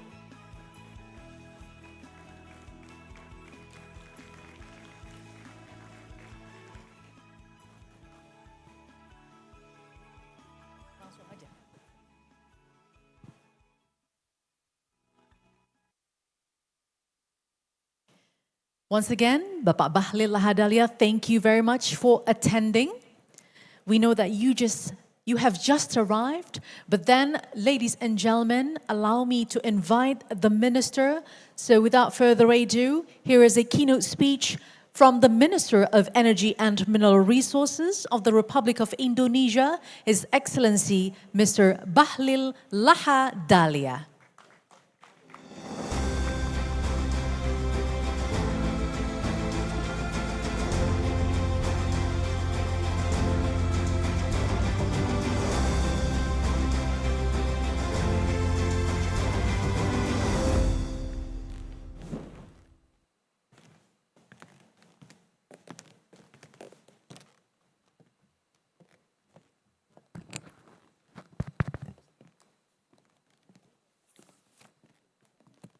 Selamat sore, Assalamualaikum warahmatullahi wabarakatuh. Shalom, Om Swastiastu, Namo Buddhaya, Salam Kebajikan. Yang saya hormati Pak Nurul, Deputi apa sekarang Pak Nurul? Deputi Promosi Kementerian Investasi, Bapak Ibu semua yang saya hormati, yang mohon maaf tidak sebut satu persatu. Pertama, saya ucapkan selamat atas terselenggaranya acara ini. Dulu waktu saya Menteri Investasi, kegiatan ini tidak ditangani oleh Kementerian Investasi. Masih di Menko dulu. Dan sekarang dilakukan oleh Kementerian Investasi. Dan itu cita-cita lama saya yang gak pernah terwujud.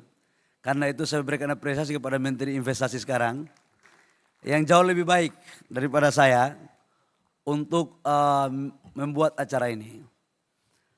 Tapi saya melihat hari ini kalau kita bicara tentang energi baru terbarukan, transisi energi, 90% regulasi dan roadmap menuju ke sana kelihatannya ada di Kementerian SDM yang secara kebetulan menterinya saya sekarang.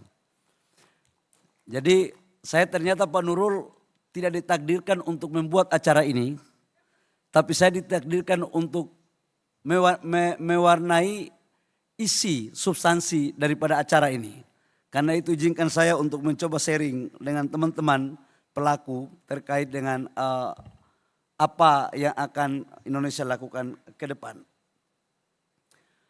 Kita mengerti betul bahwa kondisi global secara geopolitik dan geoekonomi sekarang dalam kondisi yang tidak menentu. Perang, mudah-mudahan kita doakan segera selesai di Timur Tengah. Itu perang agresi militer.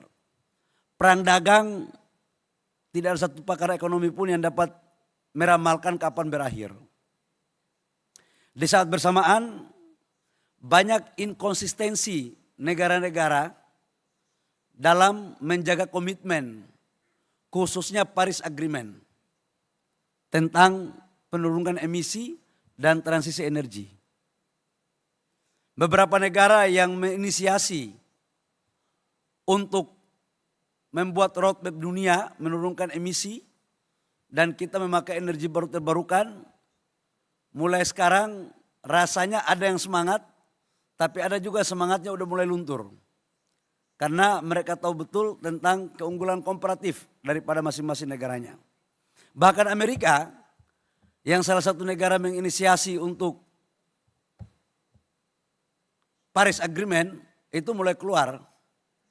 Kemarin kalau kita melihat Presiden Amerika di pidatonya di PBB, ya agak ragu juga saya terkait dengan kelanjutan daripada transisi energi. Tapi it's okay, itu global. Tetapi Presiden Prabowo di bawah pemerintahan sekarang akan konsisten untuk melanjutkan tentang transisi energi dan energi baru terbarukan. Bapak Ibu semua, menyangkut dengan energi baru terbarukan dan kedaulatan energi termasuk transisi energi, ini masuk dalam asta cita dari Bapak Presiden. Dan kami diperintahkan untuk mengawal. Dan kita tahu semua bahwa Indonesia sekarang dalam kondisi yang memakai fosil masih sangat banyak. Lifting minyak kami sekarang kurang lebih sekitar 580 ribu barel per day. Dan konsumsi kurang lebih sekitar 1,5 juta sampai 1,6 juta barel per day. Jadi kita masih impor 1 juta barel per day. Berbeda dengan tahun 96-97, di saat negara kami masih masuk dalam OPEC, lifting kami kurang lebih sekitar 1,5-1,6 juta barel per day, dan konsumsinya baru 500 ribu barel per day. Nah, ini sebuah tantangan di mana impor kita setiap tahun untuk BBM dan crude kurang lebih sekitar 776 triliun atau hampir kurang lebih sekitar 50 miliar US dollar. Ini angka yang cukup luar biasa sekali. Tidak ada cara lain bagi Indonesia untuk bisa survive agar tidak terlalu banyak impor adalah bagaimana caranya kita meningkatkan lifting dengan 3 pendekatan. Memanfaatkan sumur-sumur yang sudah ada dengan teknologi. Yang kedua itu adalah bagaimana mempercepat wilayah kerja yang sudah selesai eksplorasi untuk produksi. Dan yang ketiga adalah segera kita melakukan lelang terhadap cekungan ada sekitar 75. Selain itu adalah bagaimana kita mengoptimalkan potensi sumber daya alam kita dalam memenuhi kebutuhan energi. Saya ingin menyampaikan bahwa Indonesia salah satu negara yang mempunyai kekayaan sumber daya alam energi baru terbarukan yang tidak kalah dengan negara lain. Panas bumi contoh, kita nomor 2 di dunia. Nomor pertama Amerika. Target kami 2027, kami akan menghasilkan kurang lebih sekitar 500 megawatt daripada panas bumi ke depan penambahannya. Dan untuk energi baru terbarukan selain panas bumi, kami punya matahari, angin, air, laut, dan berbagai macam potensi yang saya pikir harus kita gali untuk bisa kita mengoptimalkan dan memanfaatkan. Di mana potensi itu? Hari ini kami di dalam pemakaian energi sampai dengan 2025 itu sudah mencapai 14-15% itu energi baru terbarukan dari total listrik yang ada. Total listrik yang ada sekarang sudah mencapai 100 gigawatt atau 100.000 megawatt. Nah, ke depan RUPTL tahun 2025 sampai dengan 2034 kita mengalokasikan 69,5 gigawatt untuk energi baru terbarukan. Dan saya pikir teman-teman negara sahabat atau investor dari luar tidak perlu meragukan konsistensi Indonesia dalam mendorong energi baru terbarukan. Dan ini RUPTL kita sudah sahkan. Silakan sekarang ikut mengambil bagian. Kita mengundang investor untuk masuk. Kita mendorong karena energi baru terbarukan ini lokasinya di daerah-daerah yang memang jaringannya belum ada. Salah satu problemnya itu adalah jaringan listriknya. Kita juga mendorong di dalam RUPTL 2025-2035 itu membangun kurang lebih sekitar 47.000 kiloliter sekian. 47.758 kilometer sirkuit. Atau setara dengan 8.000 kurang lebih 8.000 kilometer. Kita bangun jaringan. Supaya pusat-pusat di mana adanya energi baru terbarukan itu bisa disalurkan ke konsumen dengan jaringan ini. Punya tantangan sendiri energi baru terbarukan. Di satu sisi adalah energi ini dibutuhkan, tapi di sisi lain teknologinya masih sangat mahal. Dibandingkan dengan batu bara, memang batu bara biayanya lebih murah. Jadi kita diperhadapkan pada sebuah pilihan. Di satu sisi energi bersih adalah kebutuhan dan konsensus global. Tapi secara ekonomi, batu bara lebih murah. Saya sedang berpikir bahwa Indonesia salah satu negara yang mempunyai cadangan batu bara terbesar. Dan saya tidak setuju kalau kemudian dipersepsikan bahwa seolah-olah batu bara itu enggak bersih. Sekarang sudah ada teknologi untuk menangkap carbon capture CO2 untuk kita masukkan ke tempat X daripada sumur-sumur minyak dan gas ataupun fasilitas lain. Jadi selain memang kita mendorong energi baru terbarukan, kita lagi mencari teknologi agar bisa menangkap CO2-nya untuk bisa ditekan. Agar listrik yang dihasilkan itu juga adalah listrik yang bersih. Ini sekarang kita lagi di SDM lagi mendorong ini secara baik. Bapak Ibu semua, terlepas daripada itu, sekarang kita lagi merencanakan dalam menindaklanjuti arahan Bapak Presiden Prabowo, tapi ini masih dalam perhitungan, sekali lagi, ini masih dalam perhitungan. Kita pingin setiap desa itu punya 1 megawatt solar panel. Dan ini akan masif, lagi dihitung betul ini. Kalau 1 megawatt solar panel di setiap desa, desa kita ada sekitar 80.000. Berarti ada 80.000 megawatt atau 80 gigawatt. Bahkan dalam arahan Bapak Presiden dibutuhkan kurang lebih sekitar 80 sampai 100 gigawatt. Ini potensi juga. Ini saya bantu Pak Nurul untuk jualan investasi ini. Ini. Nah, potensi ini akan kita lakukan dengan berkolaborasi dengan teman-teman investor, baik yang dari dalam negeri maupun luar negeri. Tahap hitungannya udah hampir final. Sekarang masih di angka 6, 7 sampai 8 sen. Tapi di India, saya baca salah satu media, ini ada pembangunan PLTS 220 megawatt dengan biaya hanya 3 sen. Kalau itu bisa diterapkan di Indonesia, katakanlah kalau itu benar, saya lagi mengirim tim untuk mengecek di sana. Kalau itu benar, maka saya pikir ini sebuah hal yang juga bisa kita elaborasi untuk bisa kita lakukan. Nah, untuk menuju ke sana, Bapak Ibu semua, dibutuhkan satu langkah-langkah terukur, komprehensif, dan betul-betul menukik. Salah satu problem kita itu adalah regulasi.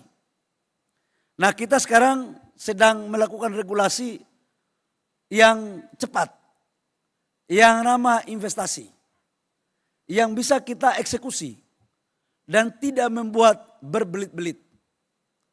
Panas bumi itu izinnya itu bisa sampai 1 tahun gak selesai-selesai. Tapi sekarang kita sudah mulai rubah, cukup 3 bulan udah selesai. Tendernya pun gak pakai lama-lama lagi. Jadi ini adalah bagian yang kita lakukan untuk merespon cepat terhadap apa yang bisa kita lakukan bersama. Tidak bisa lagi kita menunggu lama karena global sekarang hampir semua forum di hampir semua negara isunya itu setiap produk yang dilahirkan dengan 2 isu, green energy dan green industry.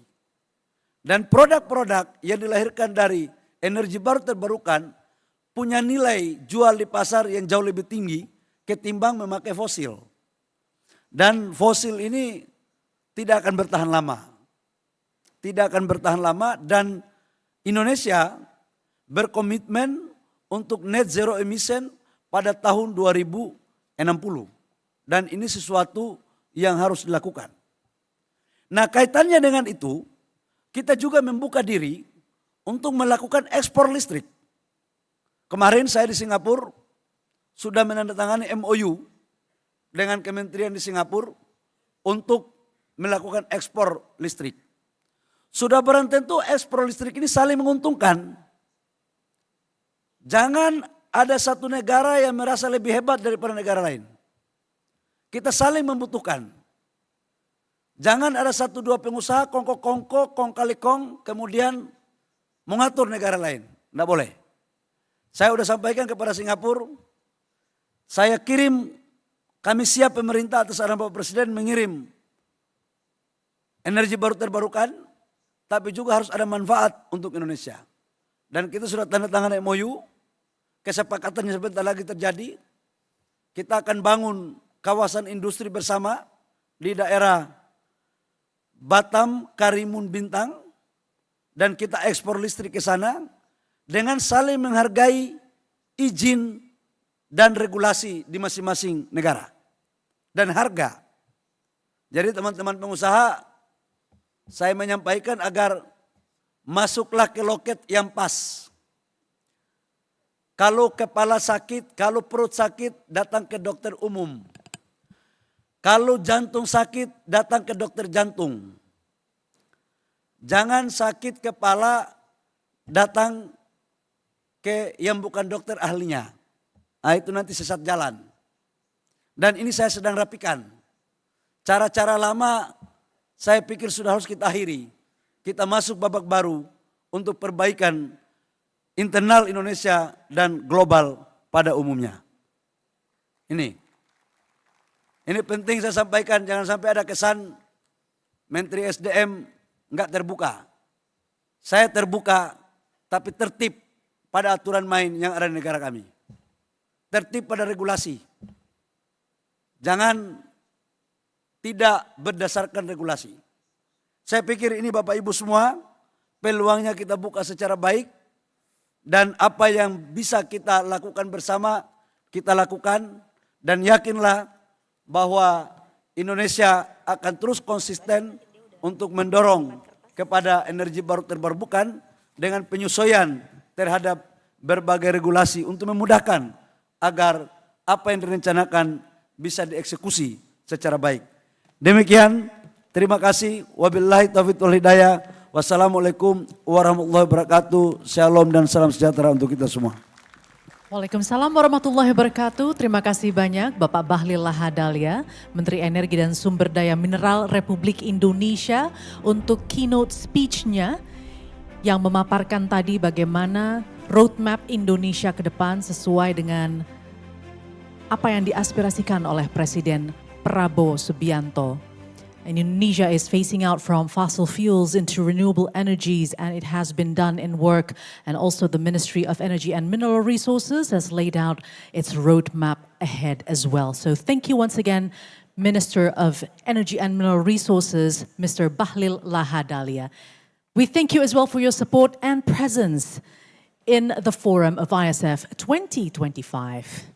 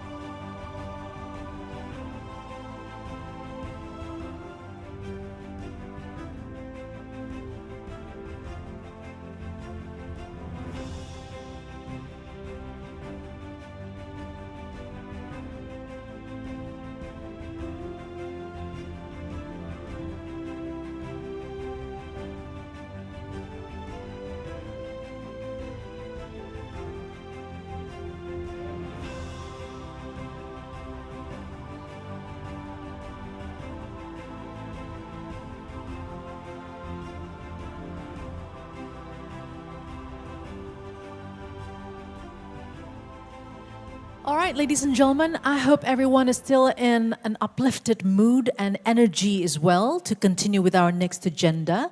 So the tone was set by the Minister of Energy and Mineral Resources, so it is very timely indeed when we talk about now unleashing green electricity, capturing the full potential of renewable energy topic. And for this, I would like to invite our moderator for the panel session. Let's invite him to the stage. Mr. Martin Santoso, Associate Partner, McKinsey & Company, to the stage with a big round of applause, ladies and gentlemen.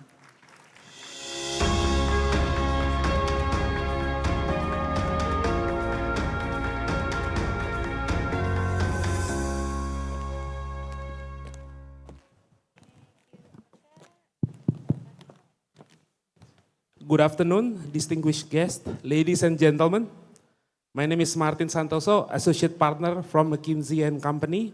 We are honored again to be here as ISF Knowledge Partner for third year in a row. And I'm also personally excited to welcome you to this important panel on unleashing green electricity, capturing the full potential of renewable energy. Allow me to invite our panelists to the stage. First, I'd like to invite Bapak Bobby Gafur Umar to the stage. Pak Bobby, please join me to the stage. Pak Bobby is the Vice Chairman of Downstream Investment and Green Industry in Kadin.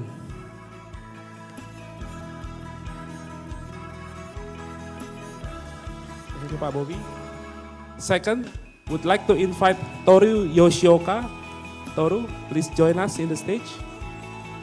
Toru is President Director of Mitsubishi Heavy Industries in Indonesia. Thank you.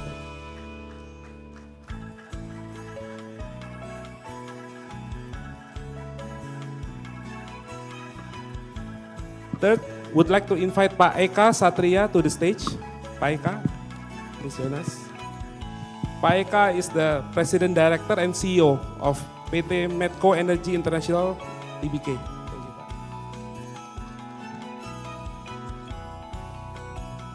Next, would like to invite Haimeng to the stage. Haimeng Chang is the Chief Strategy and ESG Officer at Longi Green Energy.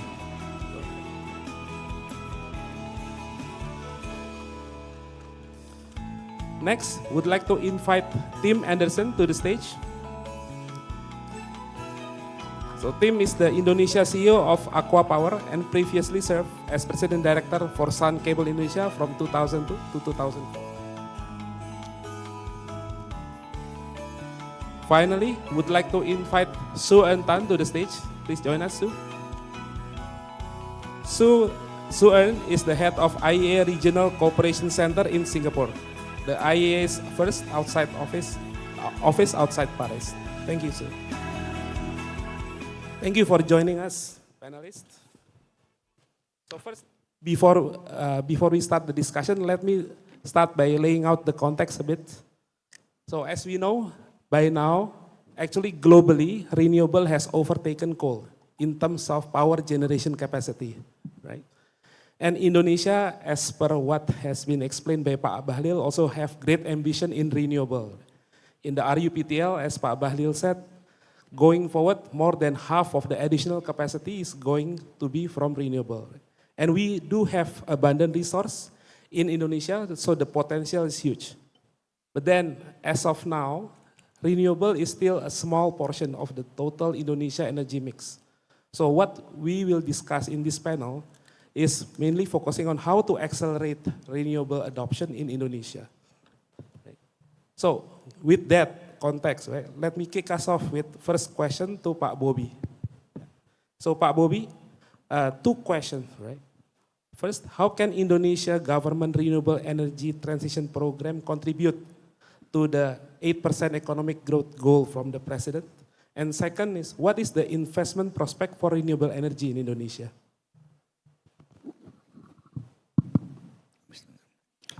Thank you, distinguished guests, ladies and gentlemen.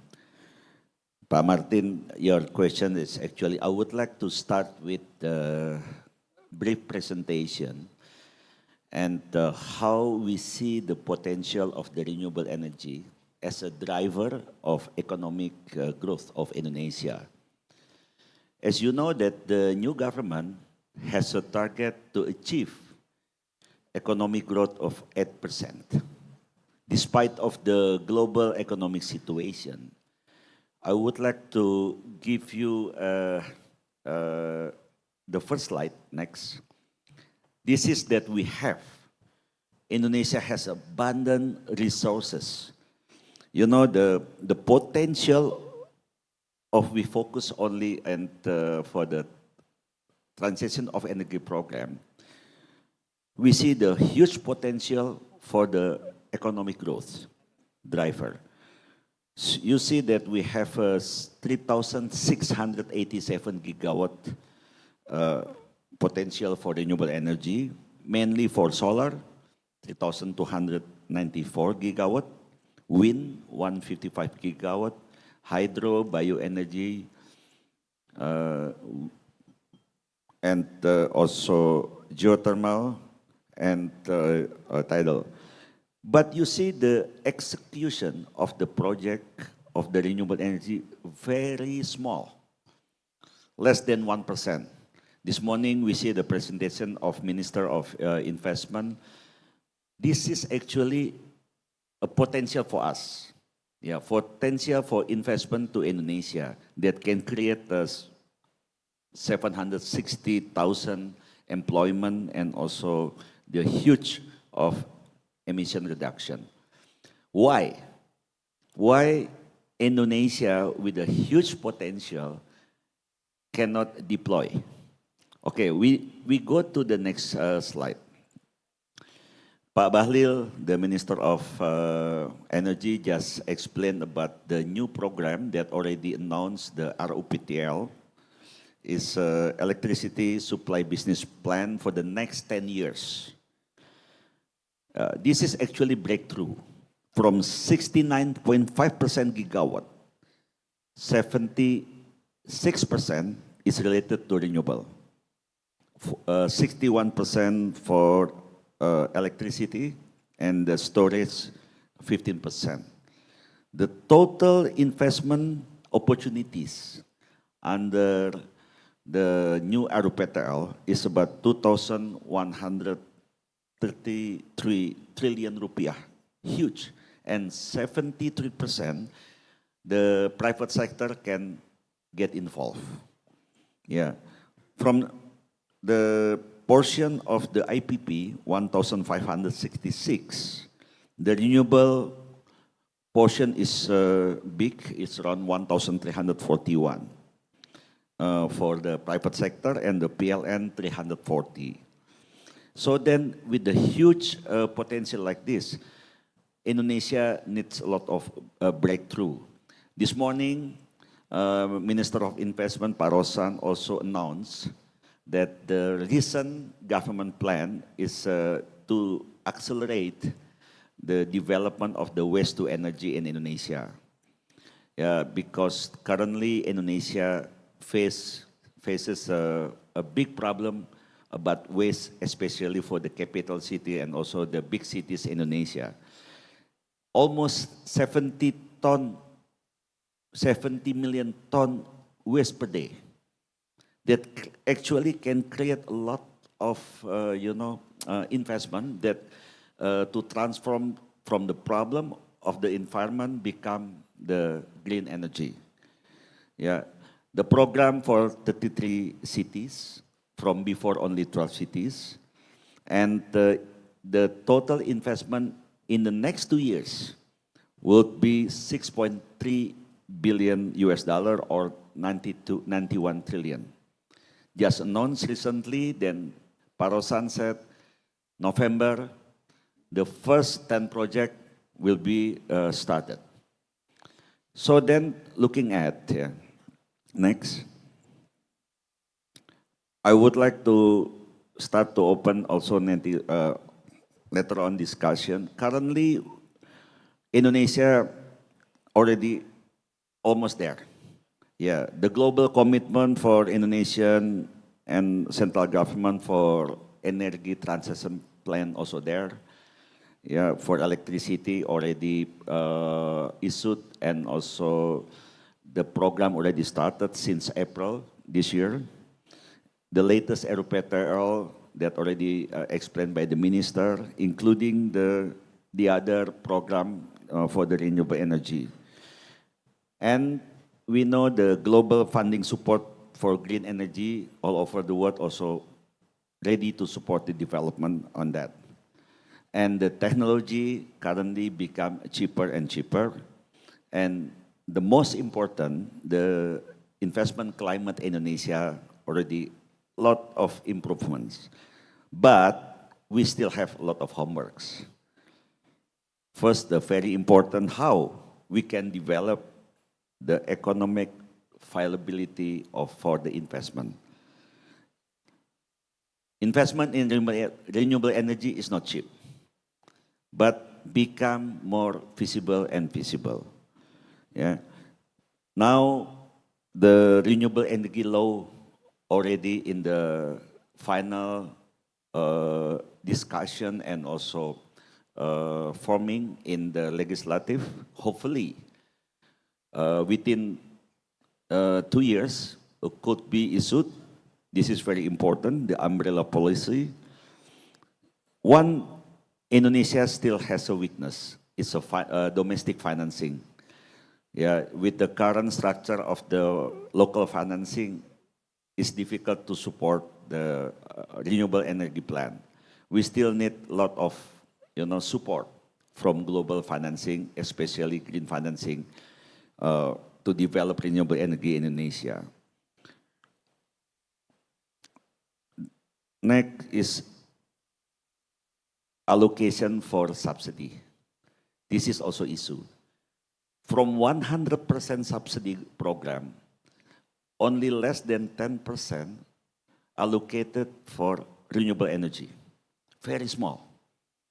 And we have already had a lot of discussion, and the new government will shift the subsidy to reallocate more in renewable, like just the new program for the waste energy. Last but not least, the integration of the electricity grid. Yeah, all the challenges and also the solution already on the desk of the new government, and hopefully after this conference we can also cultivate that a lot of new programs. Yeah, so then this is my opening. Yeah, hopefully with a lot of this potential, we can get a lot of investment also that can focus in renewable energy. Thank you. Thank you, Pak Bobby, for sharing the Indonesian context and also opportunities. Next, maybe we try to see from global examples, right? I would like to start from Haimeng here. Right. So Haimeng, as we know, China is one of the world's fastest growing market in terms of renewable. What are the lessons learned, right? Specifically, practices in policy, market, and deployment that you think can be replicated in this region, especially Indonesia? Thank you, Martin.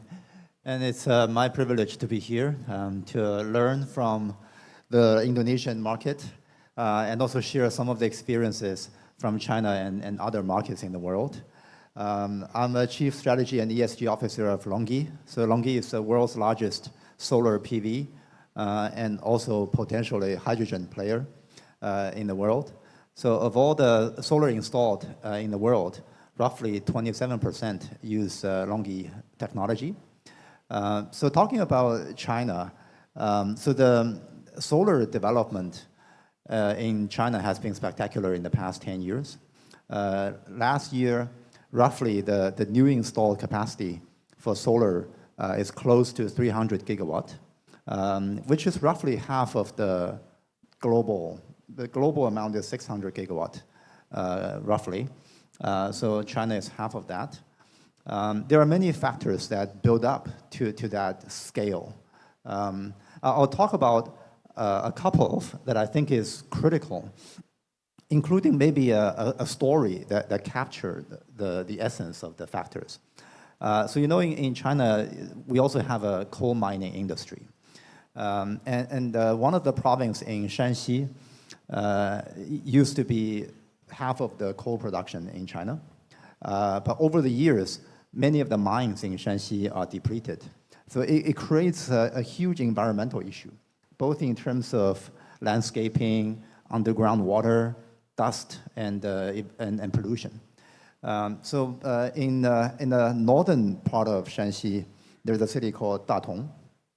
So Datong municipal government worked with the Energy Bureau, Minister of Energy essentially, at the central level, to launch a program that's called the Top Runner Program. That started in 2015, extended all the way to 2016 and 17, and eventually added more than 50 gigawatts of solar power just in that metropolitan area alone. So it completely reshaped the geological landscape. So if you have a chance to visit, so the success factor of that program is one, to have a very stable scheme for feed-in tariff. So working with the policymakers centrally, so they would know for the next 10 years, 15 years, what is the feed-in tariff for the solar power generated. So that creates a very predictable finance model for the banks, right? So make the projects bankable. Second thing, the local government really put their weights behind the land acquisition, permitting, licensing, and all the process that's required to develop a project. So it makes very fast and very easy for the developers to start and launch projects. And the third thing is to have a incentive program that incentivize high efficiency technology. Basically, the Top Runner learns from actually the Japan, right? So name come from Japan. Basically, it means for this year, if you identify the most efficient technology, and the next year that will become like the baseline, right, for you to use. So it pushes the efficiency of the technology used in that. So I think in summary, very ambitious plan that has multiple benefits, not just in green power, but also local pollution, local community income. It actually creates income for local community, the landowners, the workers that actually lost their job because coal mining is depleted. So actually reskilling and creating new jobs for hundreds of thousands of people locally, and have a good coordination between the local government efforts and the central government policy, and also a very predictable feed-in tariff and finance model that can mobilize the banks, the bank loans to inject into those projects, and a very clear roadmap of technology progress that then create some competitive pressure for all the participants into that program to continue to improve efficiency and improve on the return of their investments. So those are the things that I think really created that at-scale case example in the northern part of China. And I think it's quite replicable if you want to take that to some part of Indonesia and even to some other countries that has the ambition to create renewable energy complex at scale. Yeah. Thank you, Haimeng. I think those are very insightful, right? And some of the learnings indeed probably can be applied in Indonesia as well. And next, looking from the investment side, right? Next, we'll go to Tim. So we know Aqua Power has deployed capital in many geographies, right? So when you are entering a new market, right? For example, Indonesia or Southeast Asia, what are the key conditions that you look for before investing heavily in renewables? Thank you very much. Yes, so Aqua Power is operating in 13 or 14 countries, currently has 80 gigawatts under management or operation and a bit more contracted. And we would define ourselves as a hyper-accelerated developer. When you look at our growth trajectory, it has been very rapid. and that has been a function of several things which I'll discuss now, which answer your question.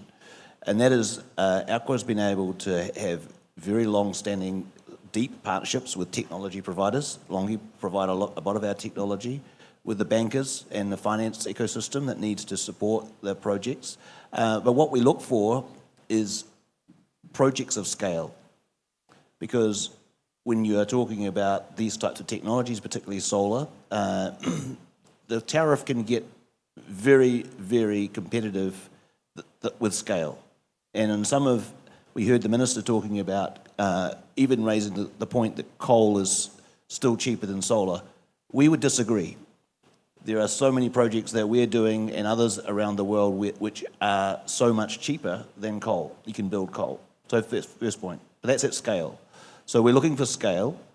We're looking for a supportive ecosystem from supply chain. So obviously being able to leverage up global partnerships from key suppliers and bring those to a market, have cost advantages. Alternatively, we know that many of those partners have operations or plans to build manufacturing in a country. So we know that in Indonesia. So what's the supply chain? How quickly can we bring that technology to close out projects?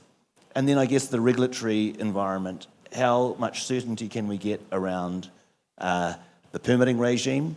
And we would certainly welcome all of the points that various ministers have made today around greater certainty on permitting, streamlined processes, cutting down those times. They are significant because in our world, we are essentially competing internally for investment capital across our portfolio.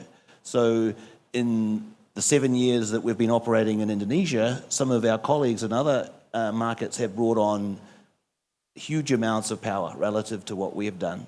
And so the business looks at the environment globally and says, well, which are the markets that can grow quickly and which are the ones that are a little difficult? So those three things, I guess, are the keys in terms of what we look for.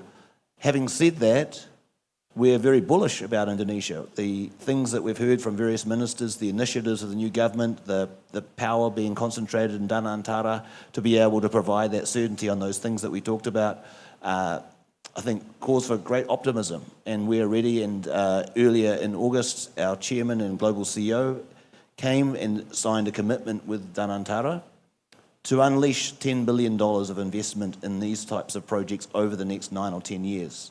So we're looking forward to being able to cash in some of those promises on improved permitting, greater certainty around that, working with our global suppliers and financiers on unleashing those projects and bringing hyper-accelerated project development to Indonesia. Thank you, Tim. Very clear requirements on what you look for, right?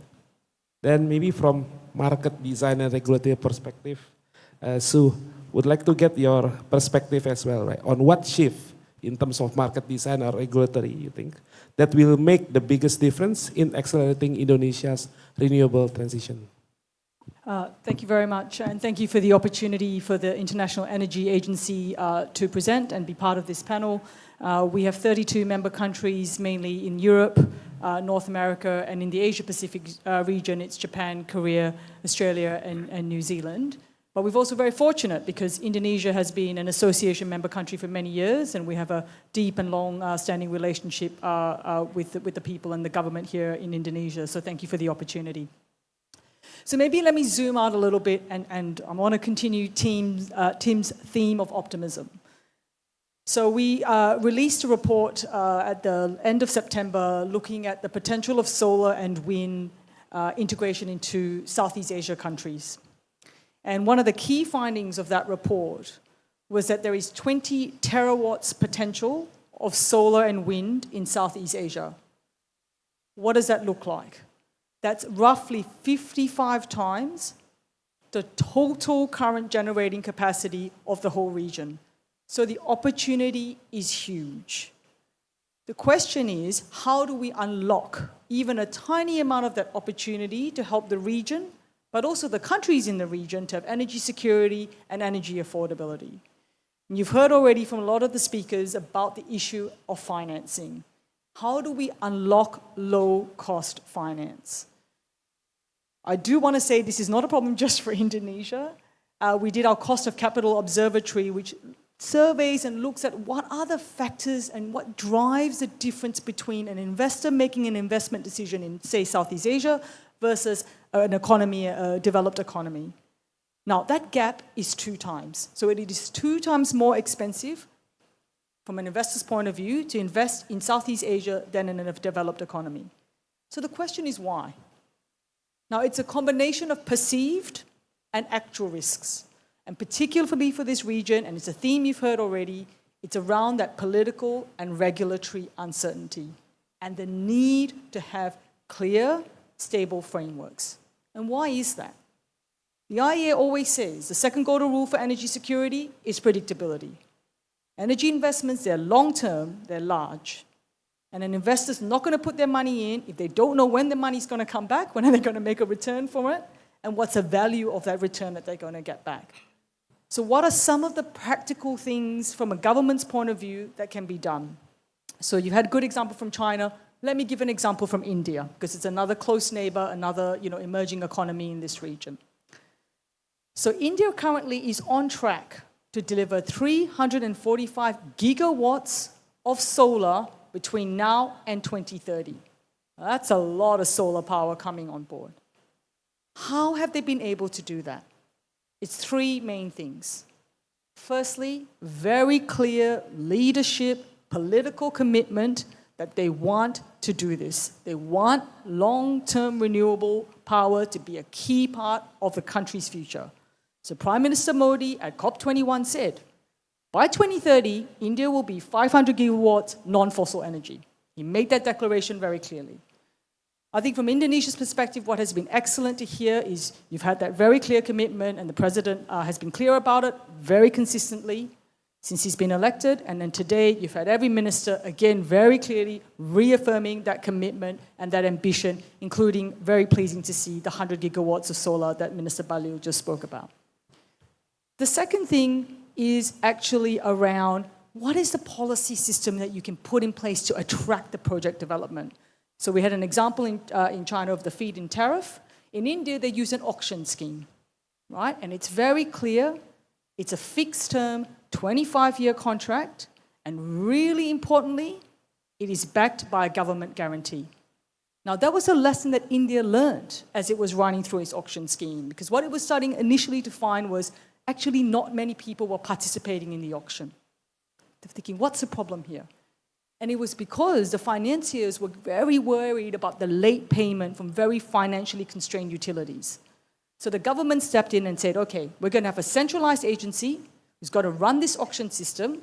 We're going to have no cap in terms of the bidding for what you can bid for it, and we're going to guarantee the payment. And from that, we saw this massive inflow into participants into the auction scheme, which is really positive. The other thing the government did was impose a renewable energy obligation on utilities. So some component of what you use as a utility has to come from renewable energy, and that really made a difference. The third and final thing that we saw, and again we've heard this from previous members of the panel, was the government dealt with the land access and the grid access issues. So they set up solar parks, so developers didn't have to worry about trying to do the land acquisition and the land access negotiation. The government just set up these solar parks, and that's where the solar is going to go. And they put in place green energy corridors, right? So that allows the building of the grids and the transmission that will be necessary to bring that renewables on board. So really practical ways that the Indian government has done that. So I think there is real opportunity here for Indonesia. Firstly, because you absolutely have the potential. Secondly, we've clearly heard the political will. It's been really, really uplifting, frankly, to hear that, and that's been really fantastic. And then I think the third thing is also we're seeing within ASEAN very clear cooperation. So the minister talked about the agreement that he signed with Minister Tan from Singapore about the renewable imports. But more broadly, I see all ASEAN ministers are working on the ASEAN power grid and the importance of trying to ensure energy security for all of the countries in this region. And I think that's an incredibly optimistic and positive note. Thank you. Thank you, Shu, for also sharing the India case, which is very interesting. And next, for Indonesia specific, maybe we go to Pak Eka. So Pak Eka, as we know, in the new RUPTL, IPP will play a big role in help to drive our energy sector goals. Yeah.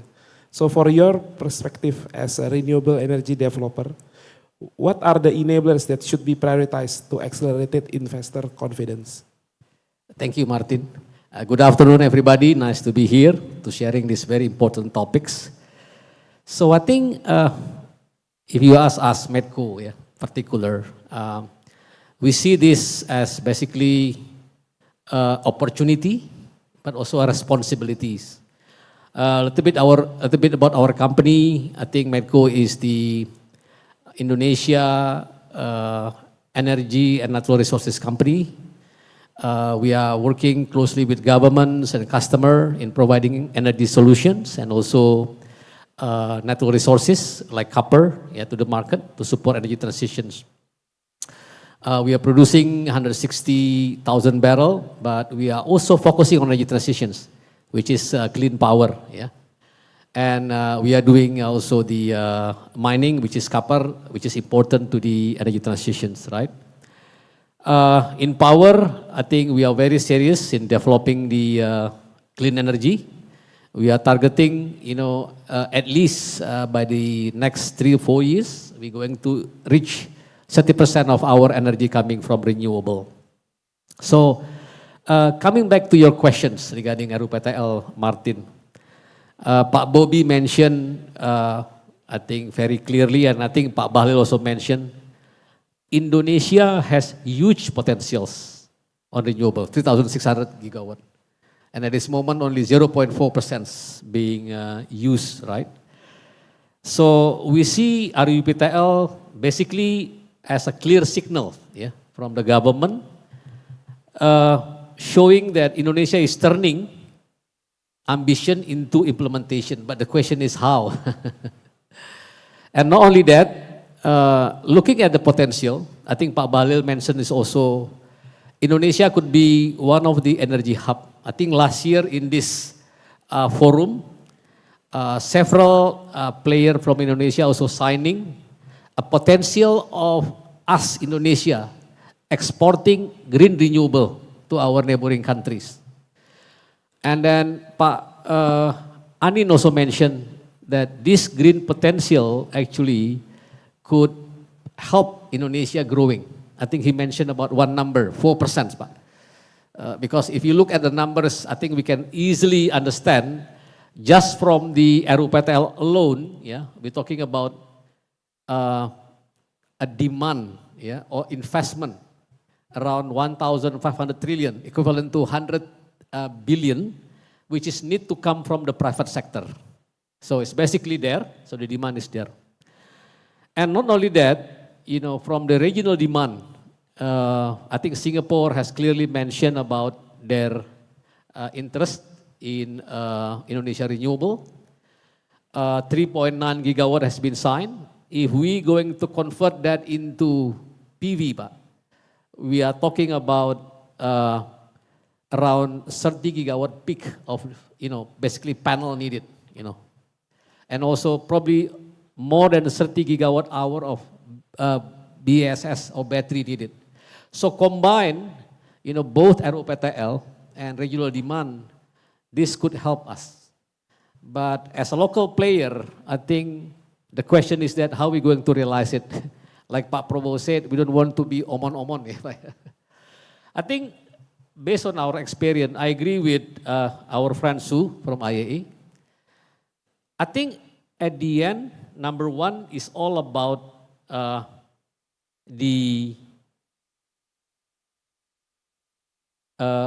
it's all about regulations, right? I think policy is a key.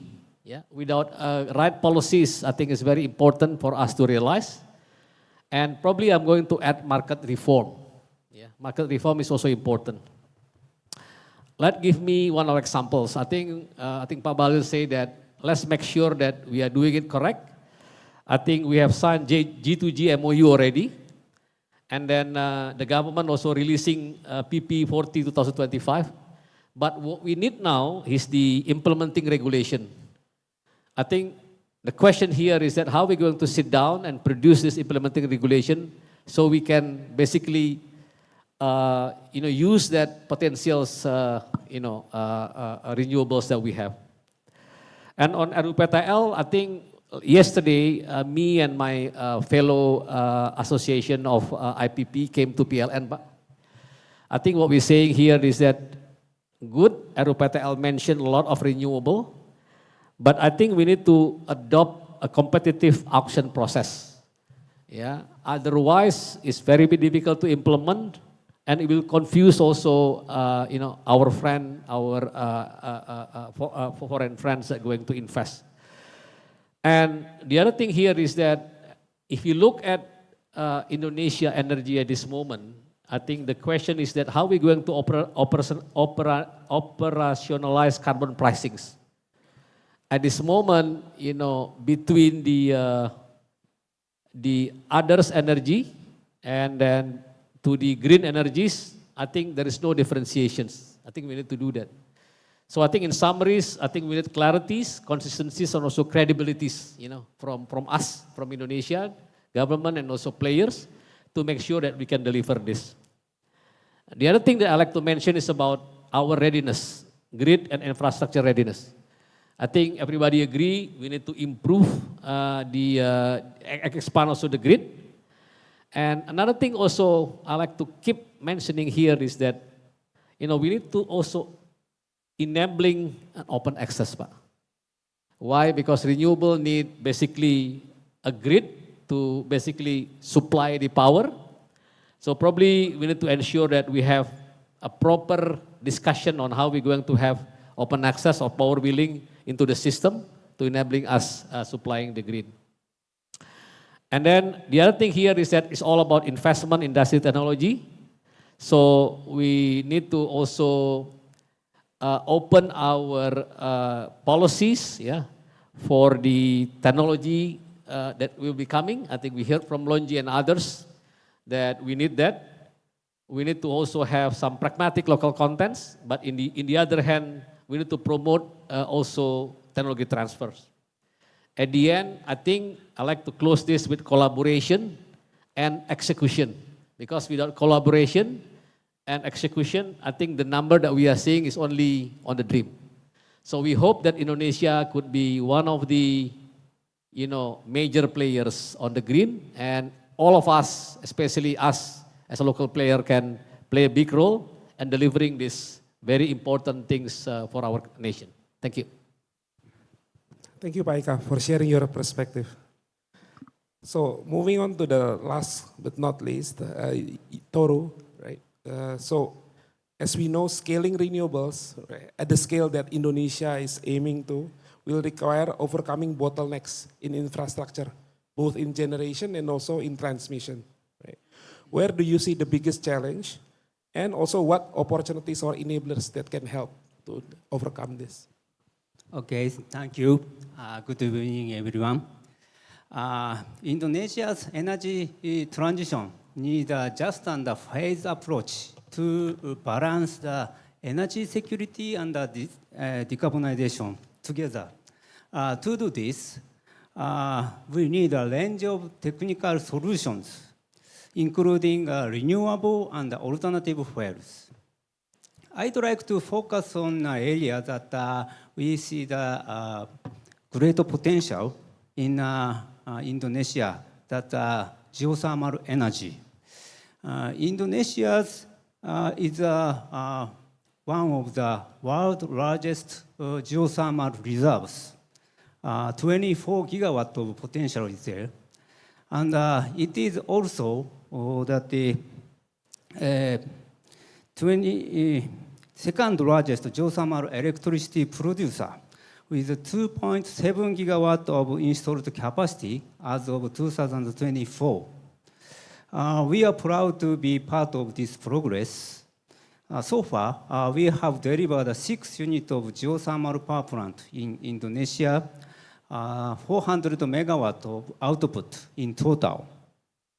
In 2024, we have delivered retrofitting the Darajat geothermal power plant, Unit 3, Garut, West Java, with a more efficient and reliable steam turbine that increased the output from 121 megawatt to 129 megawatt.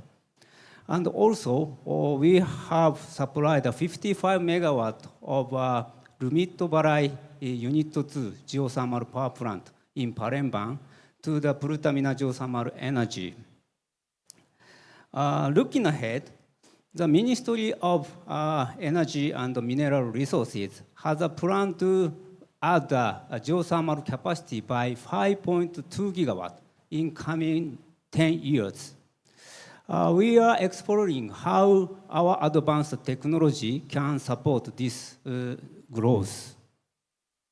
One of the promising technology is to add on organic ranking cycle systems, which is abbreviated as the ORC system.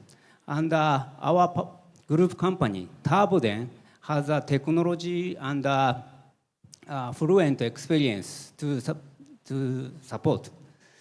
ORC system can utilize brine water from the existing geothermal power plant, and which was usually returned to the underground. But this brine water to vaporize secondary organic fluid to drive a turbine and generate electricity. Such a kind of ORC system have not required to develop new drilling through getting some new steam. Therefore, such a kind of ORC system can less development risk and then shorten the construction period.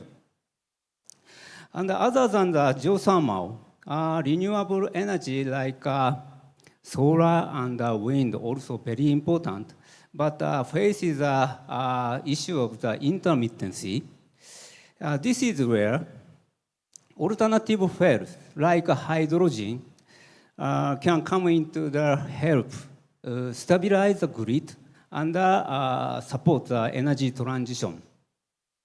We are partnering with a local partner to explore the alternative fuel like hydrogen, ammonia, and biomass to decarbonize the existing infrastructure. For example, our hydrogen-ready gas turbine can be used at the existing gas turbine combined cycle power plant in Indonesia. And also, our ammonia mixed coal-fired boilers can help decarbonize the existing coal-fired power plant. We are collaborating with Nusantara Power to study hydrogen and ammonia co-firing at Muarakaran power plant. And also, we are making some biomass co-firing at a Python coal-fired power plant. Such a kind of renewable and alternative fuels is at early stage to develop. Therefore, we need a further support in the terms of the policy and the investment. Therefore, cross-sector collaboration is a key to accelerating the development and the deployment. At MHI, we'll continue to leverage our technical expertise and the global experience to help realize the support the Indonesia's net zero goals, which is that is a way into the some practical, reliable, and inclusive. Thank you. Thank you, Toru. I think with that, we have come to the end of the session, right? Before we end, let me try to share also my reflections from the discussion. I think there are 3 points. First, Indonesia has huge potential in renewable, and not just potential, but the ambition, right? And then second, from what we learned from the panel, there are several key enablers that we need to have to be able to realize this ambition, right? First and foremost, I think almost everyone here talks about the importance of policy regulation, having clarity, having consistency and the right policy to enable this. Second, also right projects at scale, right, with a clear path of bankability and commercial setup. And the third one, also the right collaborative ecosystem. We need to involve everyone here, right? The government, business, technology players, and so on, right? And therefore, the third point is that collaboration, very important to enable us to achieve this aspiration. So, thank you everyone for sharing the insights. One more. Pak Bobby, okay. Maybe you want to say something. I think one more very important I raised for this discussion from Shuren, how to unlock the value. Yeah, how to unlock, we can unlock the potentials. Big potential, but how to it is very important. Strong government support. Yeah, with the government support and commitment, the rest is easy. Yeah, like for example, how to reduce the cost of investment. One of the very important key is financial cost. During the Suharto era, the government give government guarantee and the financing easy. If the Indonesia government can do the government guarantee, then we can invite financing come in. And also one of them is how to minimize the risk. The most important and very difficult one is the land acquisition. Provide the land, easy. We just come and invest. Yeah, including like Pak Eka said, providing the integration of grid. And you can build a small, very fast.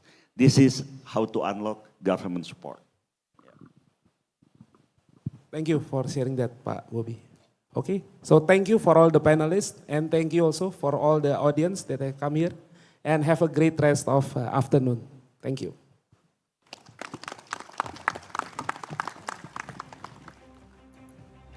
Thank you very much. Moderator and speakers would like to invite everyone for a photo opportunity. So please make 1 or 2 steps forward and pose to the camera.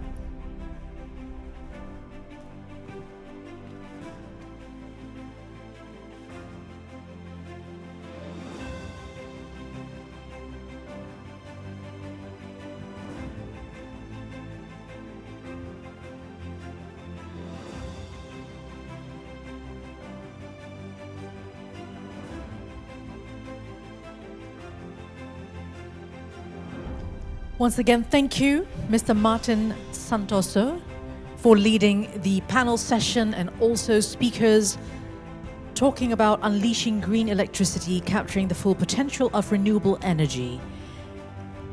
Some of the key takeaways are that it is definite Indonesia is full of potentials, but then we need the political power and also collaborations among other nations, especially in Southeast Asia. So thank you very much for all those messages and reminders. And now, ladies and gentlemen, we continue the agenda with an MOU signing session. The first MOU signing session is between Pupuk Indonesia and Aqua Power. MOU about strategic alliance for industrial decarbonization. So may we invite the respective representatives to please come forward. PT Pupuk Indonesia Persero, represented by Mr. Jamsaton Nababan, the Technical and Business Development Director. Please come forward. And from Aqua Power Company, please come forward Mr. Salman Barai, Vice President of Southeast Asia.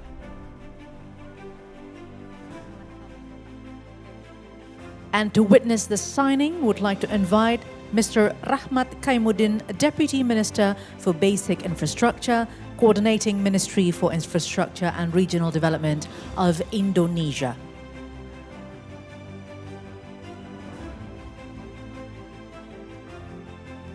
All right, signatories are ready to sign the document, so please proceed.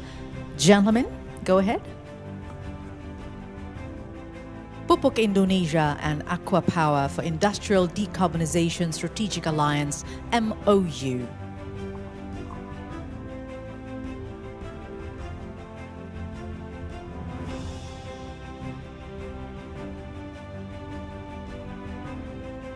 And let's seize this moment with the document signed, uphold and show them to the camera. Don't forget to smile, gentlemen.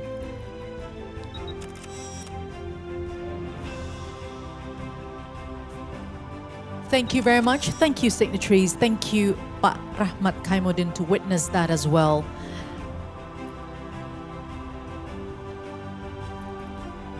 And the next MOU, Cooperation Agreement on Green Hydrogen Potential for Decarbonization of Maritime Transportation in Small Island Context between GIZ, HDF Energy and Newman and Essa. We may invite the respective representatives to come forward now.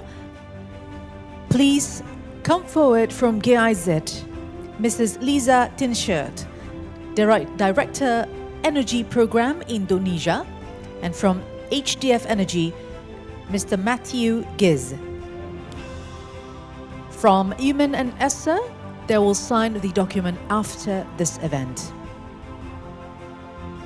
So from GIZ, we have Ms. Lisa Tinchert, Director of Energy Program Indonesia, and Mr. Matthew Giz as the President Director of HDF Energy Asia Pacific, signing the MOU on cooperation agreement on green hydrogen potential for decarbonization of maritime transportation in small island context.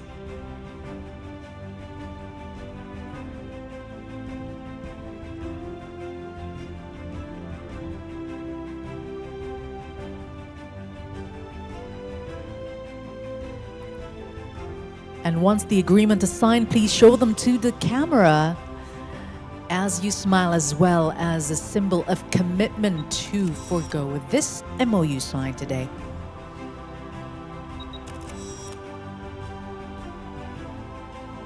Thank you, signatories. Thank you very much. You may return to your seats.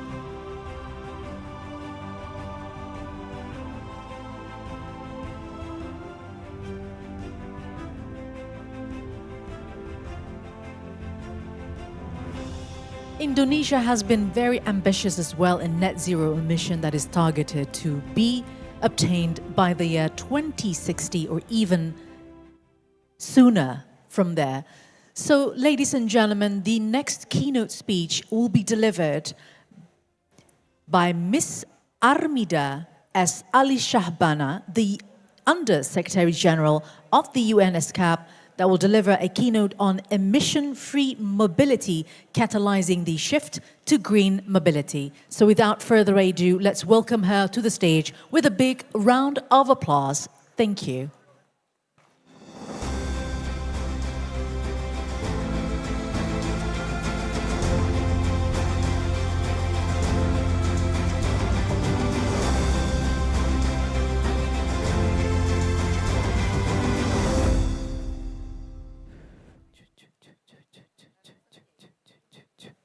And before we start, ladies and gentlemen, allow me to invite you back to please be seated and follow the keynote speech that will be delivered now by Ms. Armida Ali Shahbana. So to you, the floor is yours now, Ms. Ali Shahbana.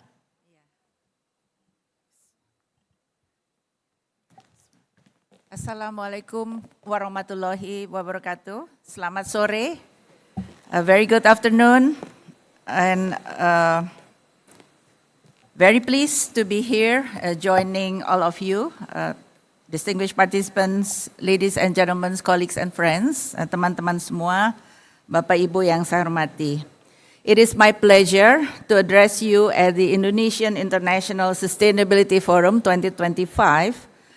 I extend my sincerest appreciation to the government of Indonesia for hosting this significant event, which brings together a whole range of critical topics, from unleashing green electricity to financing sustainable growth. Today, as we convene for the session on emission-free mobility, we do so with a shared understanding that advancing sustainable and green transport is not only an urgent priority, but also a powerful driver in realizing the sustainable development globally as well as country level.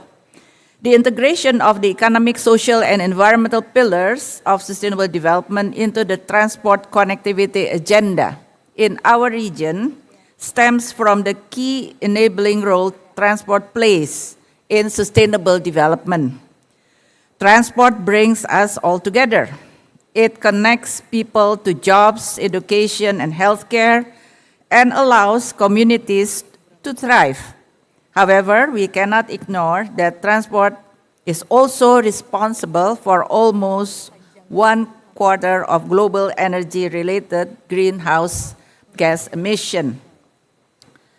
That is why ESCAP is my organization, Economic Social Commission Asia Pacific, based in Bangkok, Thailand, but covering the whole region, is very much committed to supporting the green transition in the transport sector.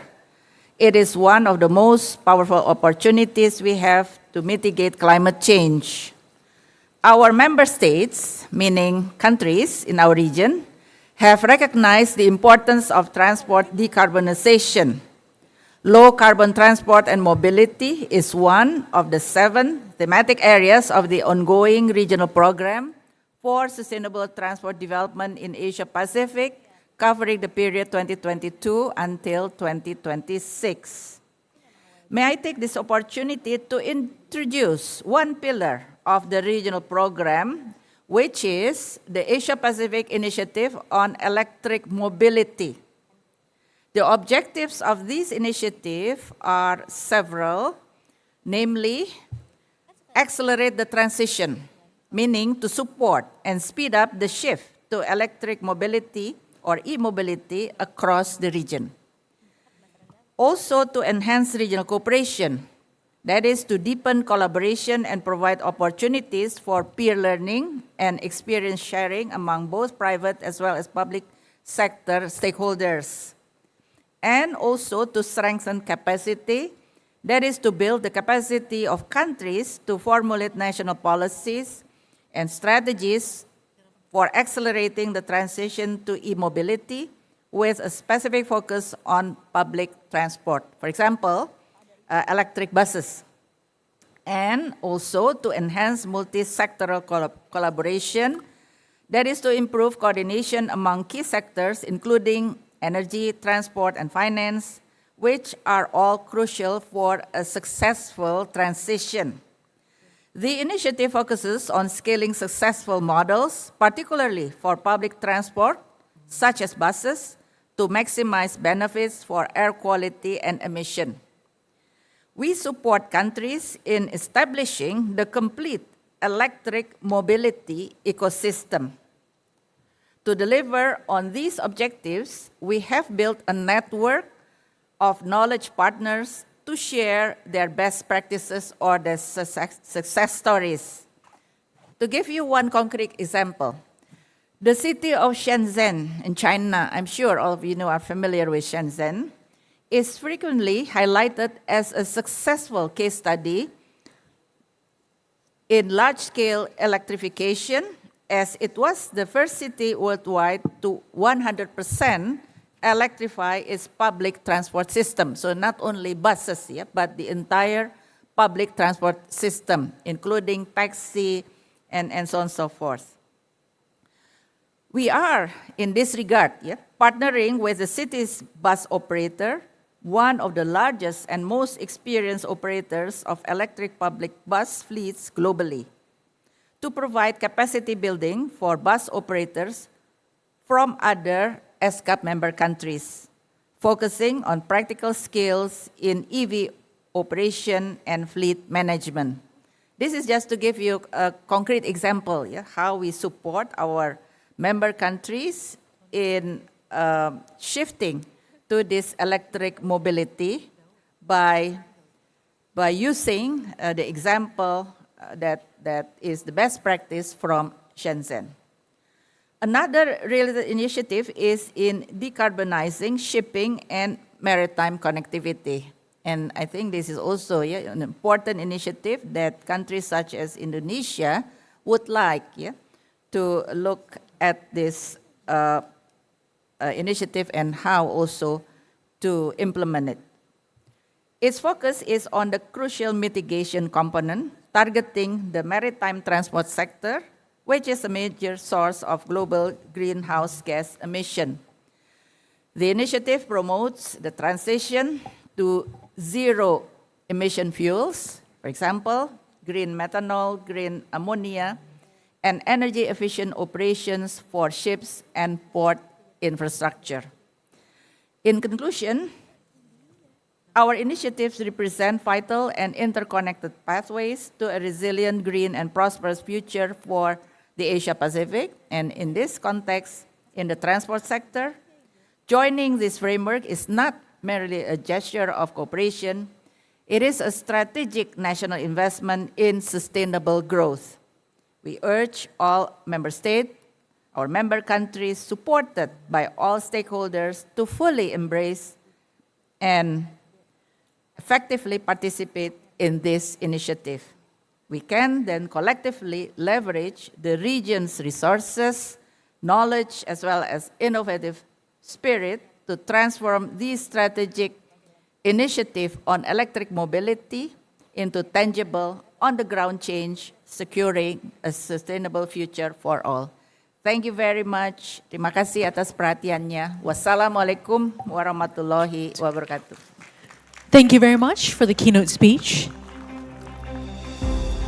Ms. Armida Ali Shahbana, very inspiring indeed.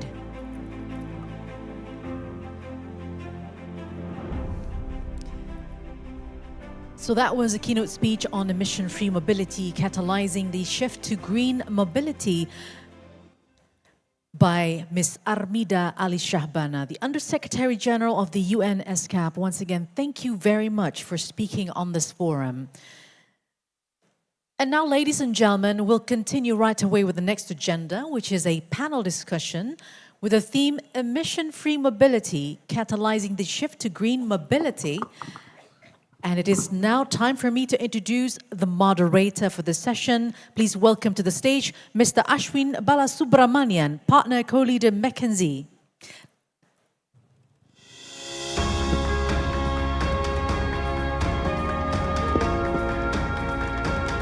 Let's give a big round of applause to our moderator.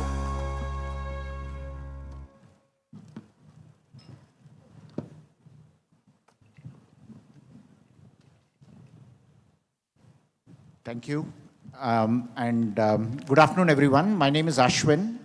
I'm a partner with McKinsey & Company's Singapore office. It's my privilege to be here hosting this session on green mobility. I lead our energy transition and sustainability work across Southeast Asia. And green mobility is a topic that I follow quite keenly. Also, of course, for McKinsey, it's our privilege to be knowledge partners for Indonesia International Sustainability Forum for the third year in a row. So again, our thanks to the organizers for allowing us to be knowledge partners and make a contribution.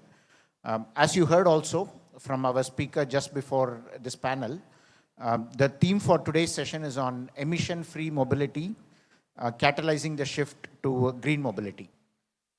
With that, I first want to introduce and invite our fellow panelists on stage. And so maybe I will start with Pak Rahmat Kaimuddin.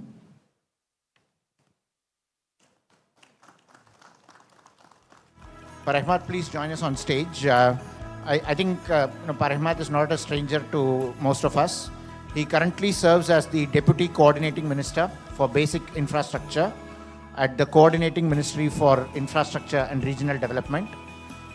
In the field of sustainability and energy transition, Pak Rahmat is very passionate about this topic, and he's been entrusted as the head of the National Energy Transition Task Force Implementation Team for more than 2 years. And he's also the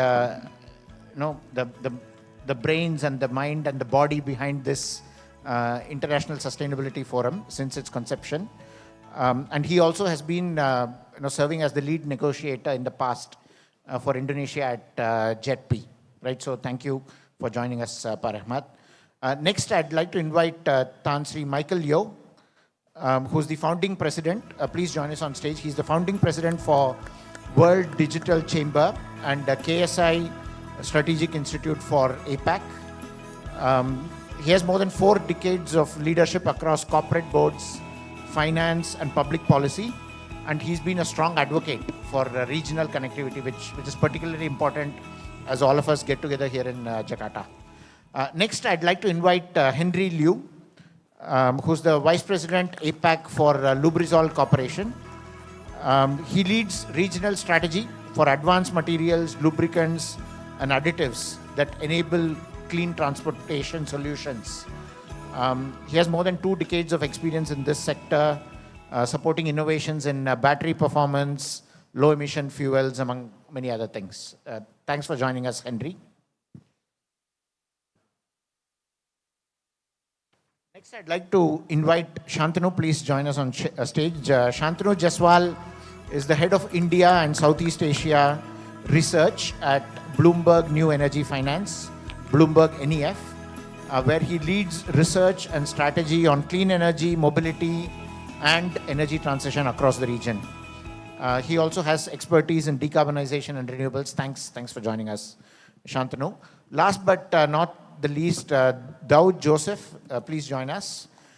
He's the Director for Operations and Safety at Transjakarta.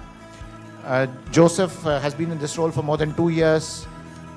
He oversees daily transportation of 1.4 million passengers, more than 5,000 buses on more than 240 routes, very integral to how we all get around in Jakarta. So thank you for joining us, Joseph.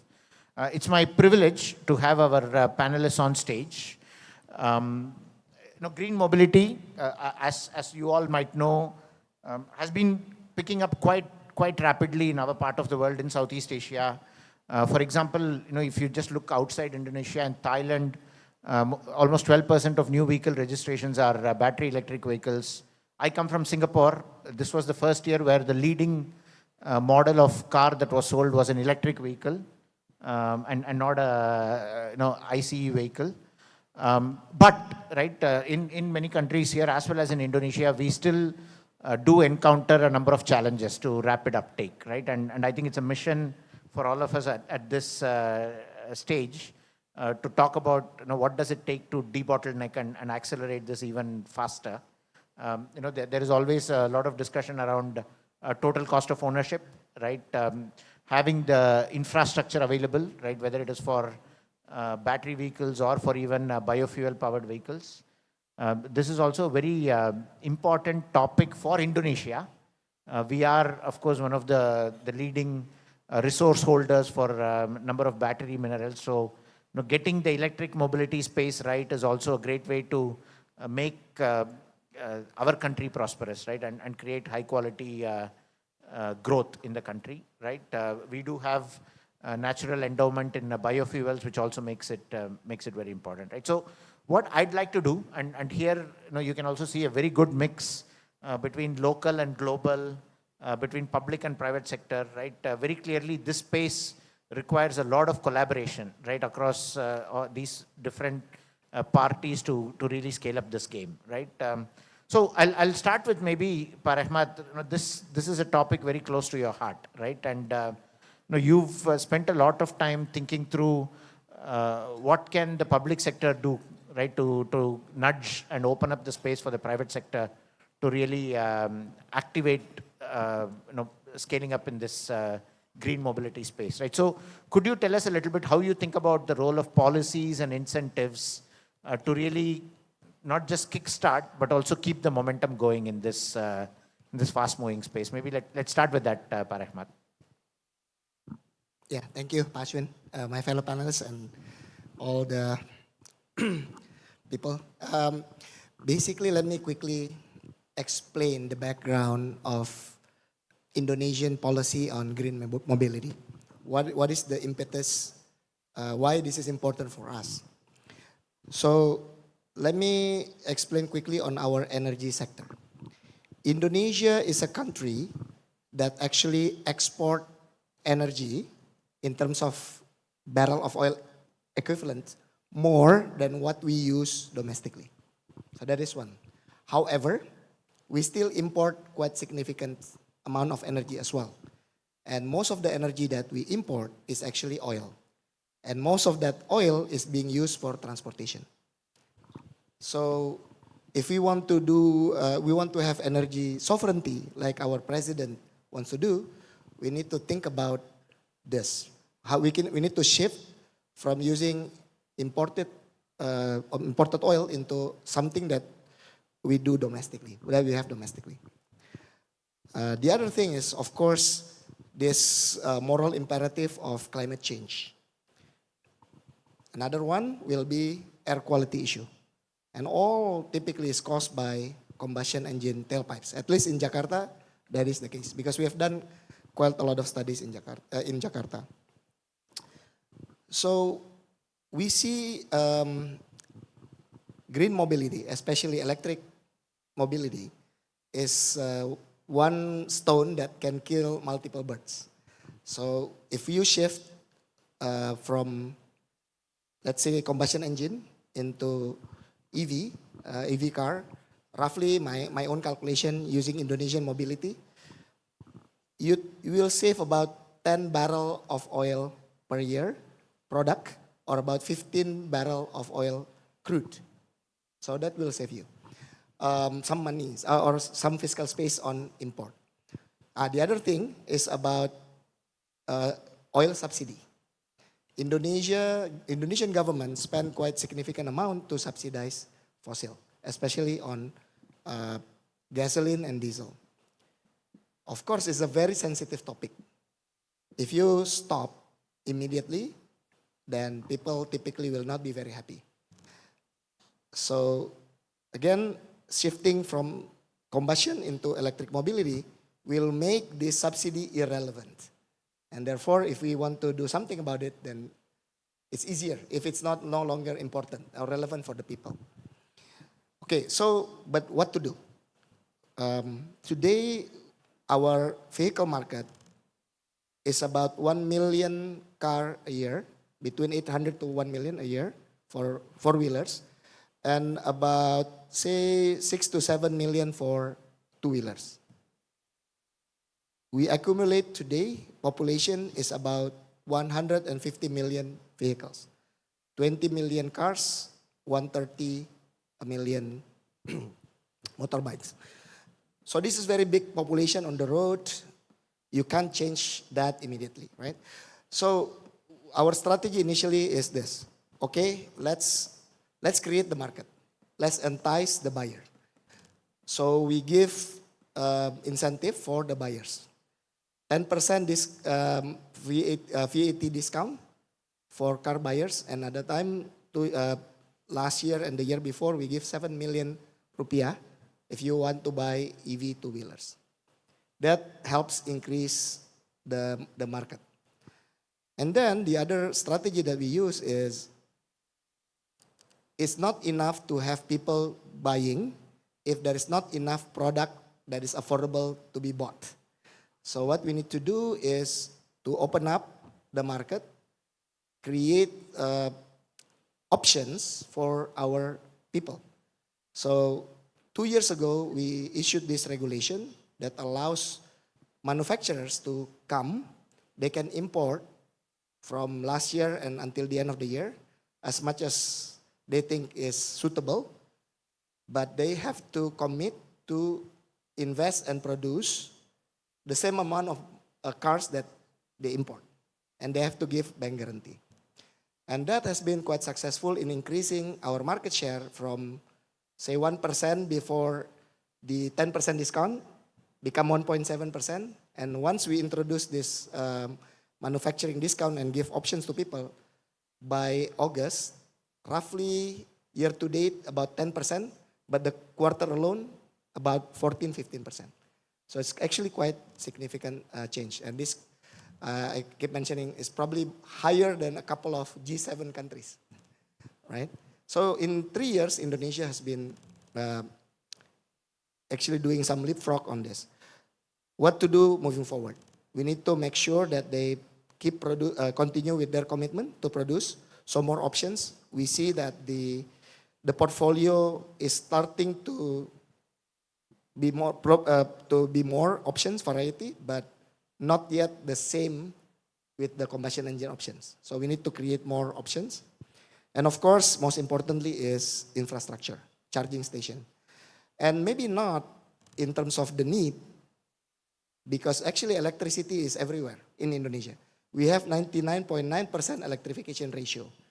We don't have oil wells that many. A lot of people ask me like, oh, Pak Rahmat, what about the charging infrastructure? And I told them, you know how many gas pumping stations in Indonesia? It's about less than 8,000. But you know how many charging stations in Indonesia? Around 4,000. Even though the car on the road is only 120,000. And there's 20 million cars and 130 million motorbike on the road. So the ratio is actually not that bad. But of course, this is about perception as well. So we need to do a lot of that. And we need to continue to build more confidence to the people. So those are the key things that we are working on today. Thank you very much, Pak Rahmat. What I hear from you very clearly is that the narrative, the underlying narrative is very, very important, right? Good energy transition policy also needs to be good fiscal policy, good energy security policy, but also good economic policy, right? So trying to find a win-win across each of these dimensions is what makes good policy that will accelerate this going forward, right? Is a very clear message. Maybe I'll invite Tan Sri Michael here to weigh in on the same topic, right? You have a vantage point even beyond Indonesia, right? What does successful policy look like, right? Who has gotten it right? What have you seen really work, right? And what can we learn from that, right? It'll be great to hear your views on that. Thank you. I think at the outset, it would be useful for us to take note of the core drivers for green mobility, and that would include rising fuel costs, the growing environmental awareness, and a general broader push for sustainable transport. But we need to take note also of challenges that Pak Rahmat has identified earlier, the limited availability of charging stations. There is also the element that higher upfront costs of EVs may put off some early adopters. The impact of hot climate on EV battery performance is another issue that we need to address. Hence, building a competitive EV ecosystem, we need supportive policies and incentives. If I may, I would like to summarize very quickly what I think can be 10 key points that we should perhaps take into account in developing the broad ecosystem. Number one, I think different countries here need to develop a national blueprint or a master plan for low carbon mobility. Indonesia has done that. In Malaysia, we're trying to do that. Then secondly, implement tax exemption on import duty and road tax for EVs. In Malaysia, that has been going on for the last 2 years.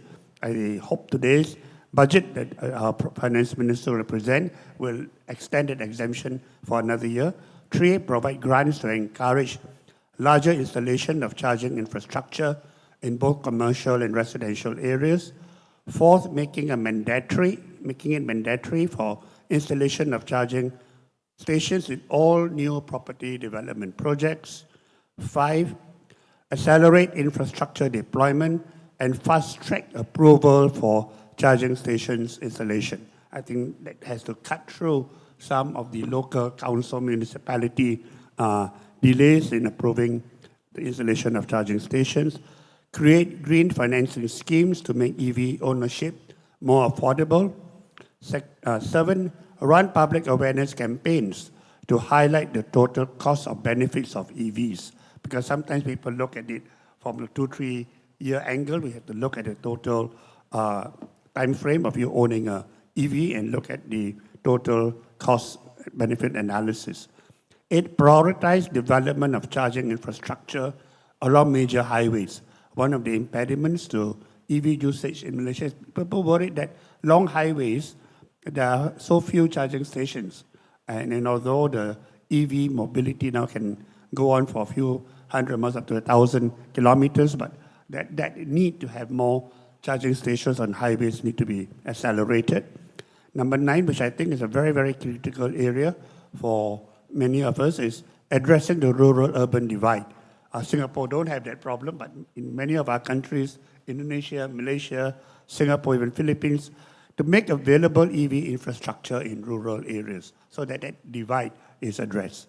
And my final point is, ASEAN as a whole need to adopt harmonized standards on EV charging to facilitate greater cross-border mobility. And if I may end by saying that from estimates, the ASEAN EV market is now valued at US $498 billion in 2021 and is projected to reach over US 2,600 million by 2027, representing a CAGR of 32%. I'll end here. Thank you. Thank you, Michael. What I'm hearing is the design of these policies and incentives is particularly important, right? It's definitely not a one-size-fits-all. There will need to be quite a bit of customization, right? We need to think about what will drive the consumer, but also the producer.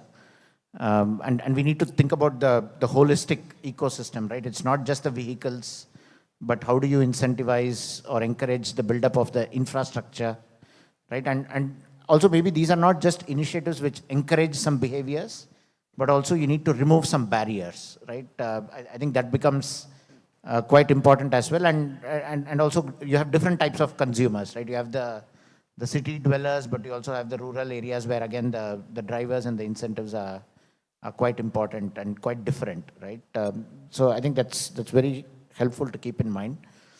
Maybe we shift gears a little bit. I want to get some views from Henry, right? Henry, you've been looking at this landscape evolve across APAC from your vantage point. One challenge we've always been talking about is, getting started is easy, but scaling up is not easy, right? So how do you see countries successfully scaling from the early stage adoption, right, to really get into mass market adoption of green mobility, right? What do you see working, and what can you share with us? Okay, that's a great point. Thank you. First of all, Serena, thanks for the opportunity to be on this stage talking about the future mobility and the green solutions. And Nubrizo, as a global company, we operate over 100 countries, and we not only observe all these learnings in Asia Pacific, but also globally. We see, all the countries, energy transition at the different rates. As a technology company, I think, you're talking about scale up, and technology is the key behind, so how we can get technology robust and ready. And we talk about EV, people tend to think about EV as electric, version of ICE, but actually it's not. It's actually totally different, fundamentally, different machine there. So for us to think about, such as, from transmission to, thermal management, and also the infrastructure, and also some people talking about their, the perception, the future customers, their thinking, right? So there's a lot of things for us to think about, not only just for the government, private sectors, and also the people operate in the industry. So that's a very important part. So I would say, to be a successful roadmap for the future, you have to think about the people side to make sure we need to help the people in the industry now, today, how we can rescale them, or help them to retool all these things, especially in the aftermarket, because the whole customer experience is so critical, right? We're talking about the charging station, and that's a part of the customer experience. In future, the drivers, they need to find the places to get the right time, right place, get charged. That's the one thing. And also safety definitely is another key concern. We need to address. There's a lot of key challenges there as we are moving to supercharger, and also thermal management is another, challenging areas. And because we are the key solution provider behind of the technology, we see how challenging that could be. So overall, I would say, there's a few things, we can collaborate as, actually, when you're just talking about this, have to be collaborator and innovation constantly by the industry. Yeah. Thank you very much, Henry. Maybe what I want to do next is, Joseph, going to you, right? You have a very unique situation, right?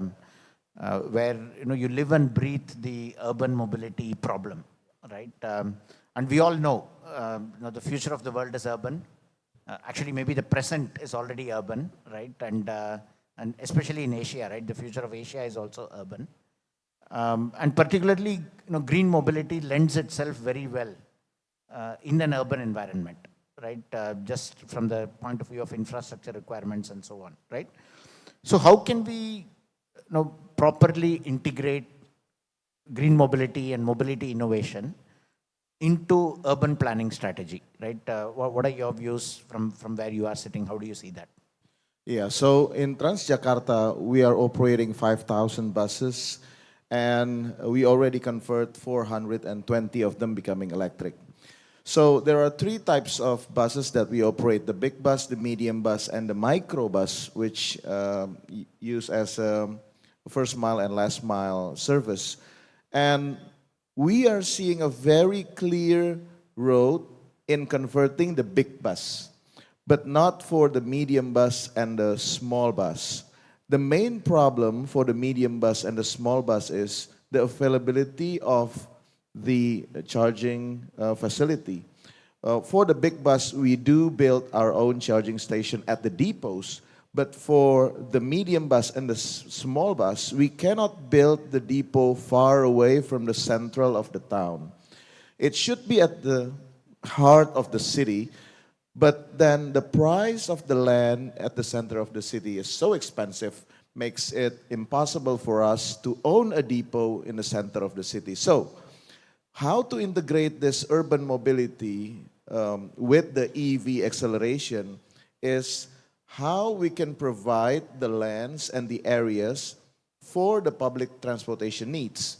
Not only for the charging facility, but also for the depot, for their garage at night, and also for the terminal points. And this is not the conventional terminal points that is used before with the ICE, but this is with using the EV. You cannot have empty kilometers again. You used to allow empty kilometers for the buses to go refill the gas tank, and then you go back to the terminal. But now you don't have that luxury anymore, because having a bigger battery capacity will increase and add the number of price of the bus.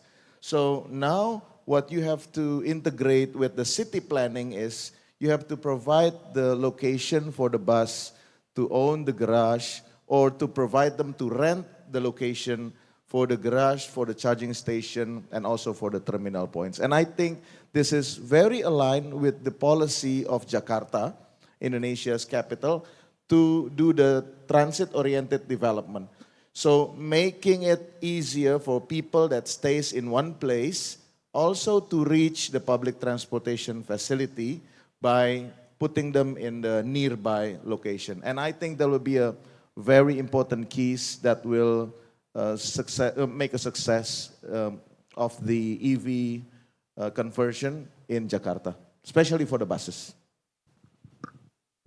Yeah, no, thank you very much, Joseph. No, I read somewhere long ago this quip that the sign that you've become a rich country is not that everybody has a car, but that everybody takes public transport. And I can see that you have this vision that everybody takes electric public transport.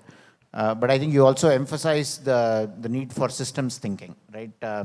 Many of our cities, our communities, they have been designed around an internal combustion engine, right? So designing this for electric mobility or low carbon mobility requires quite a different way of thinking about this. And I think that is what our city planners and policy makers and even the private sector needs to think about very actively, right?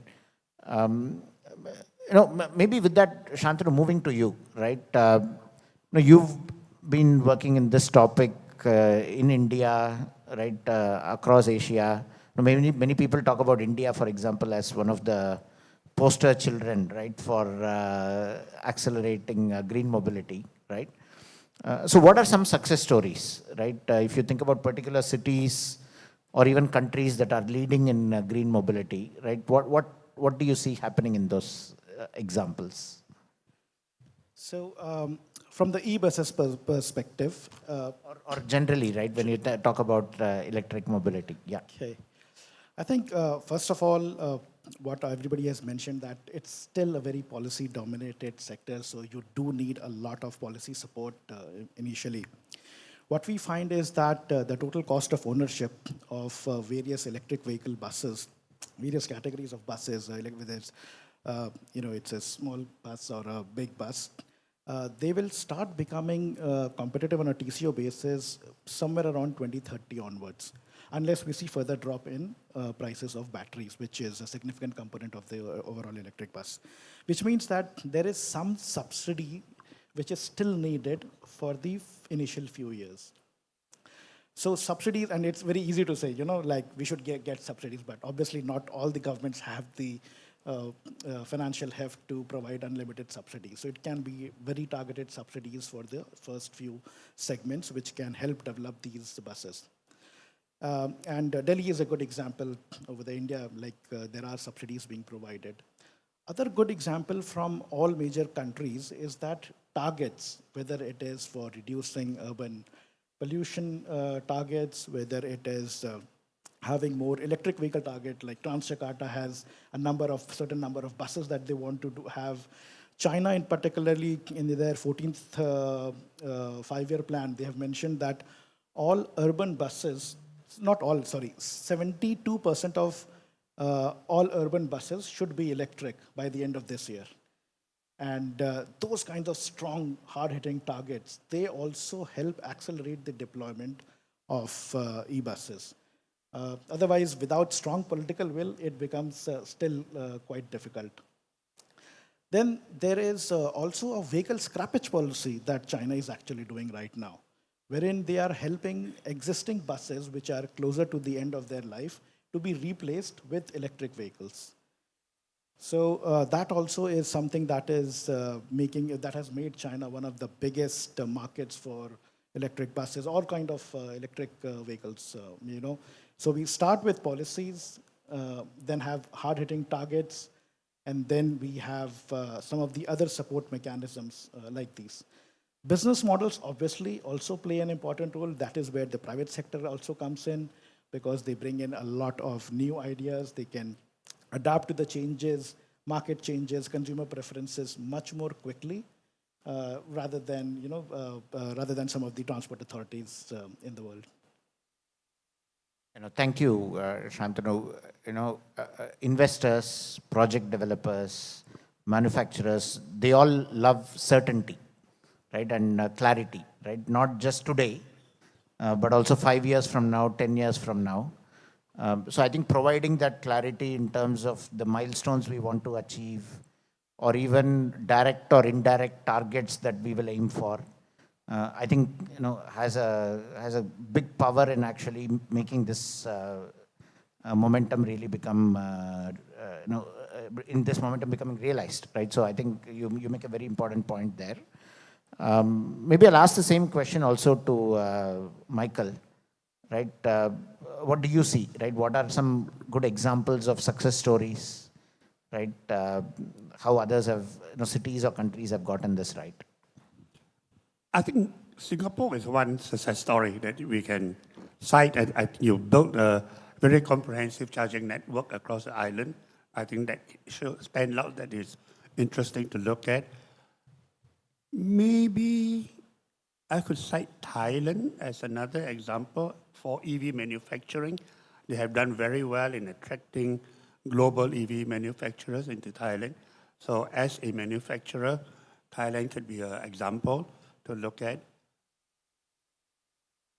China, I would cite also because they have really focused on the affordable EVs and producing lower cost EVs that can have mass market penetration.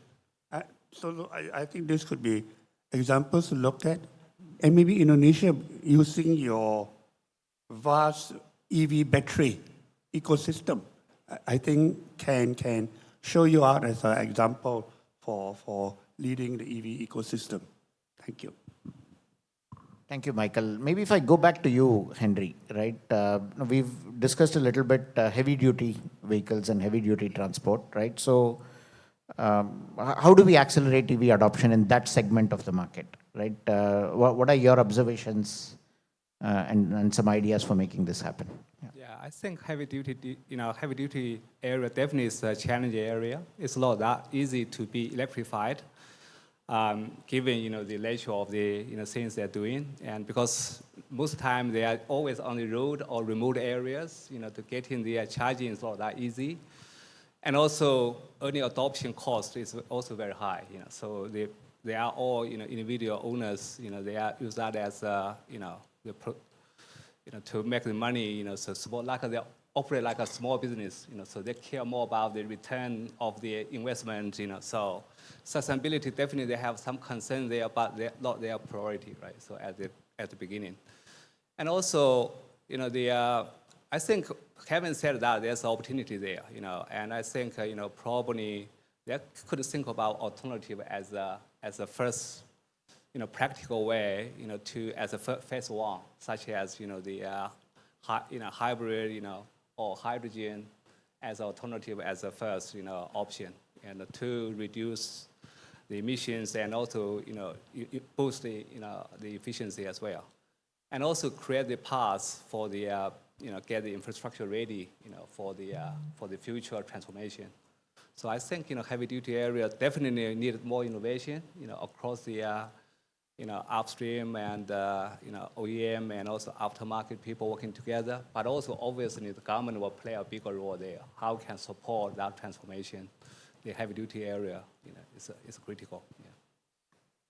Yeah, thank you for that, Henry. Right. So, what we also observe is, typically with heavy duty vehicles, it is fleet owners, right? And then it's easier to scale, right? Because the decision making becomes a bit easier.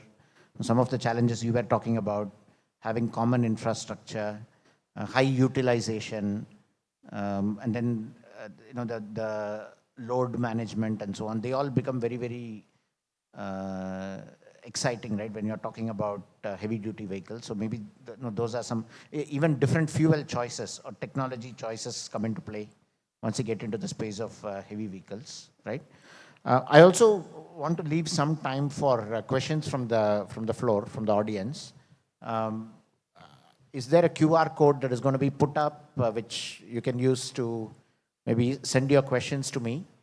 While we do that, maybe, Pak Rehmat, I have one question for you, right? We are here at the Indonesia Sustainability Forum. If you think about the mobility journey that we are on, right? Where do you see, green mobility in Indonesia 5 years from now, or 10 years from now? What is the vision you want to leave us with? I'm a government official, so I have no vision. I have to execute my leader's vision, right? So one vision is about energy sovereignty. Today, we are importing a lot of oil. So the goal is at some point, maybe at least by 2045, we have to reduce that import, right? The other vision is that by 2045, we want to reach very high economic situation between, say, $15,000 to $30,000 GDP per capita.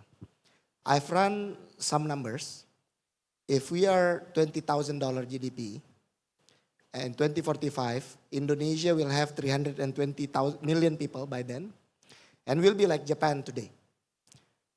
There are roughly going to be 160 million cars from 20 to 160. Let's assume no more motorbikes. If we stay in combustion engine scenario, then we will need a lot of oil Even though if we produce biofuel, it still be challenging to fulfill that needs.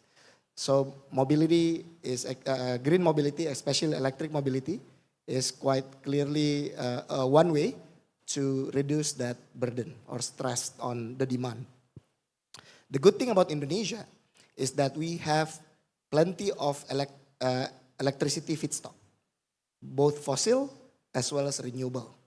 We have about 3,700 gigawatt worth of potential renewable when we only use, I think, 15 gigawatt.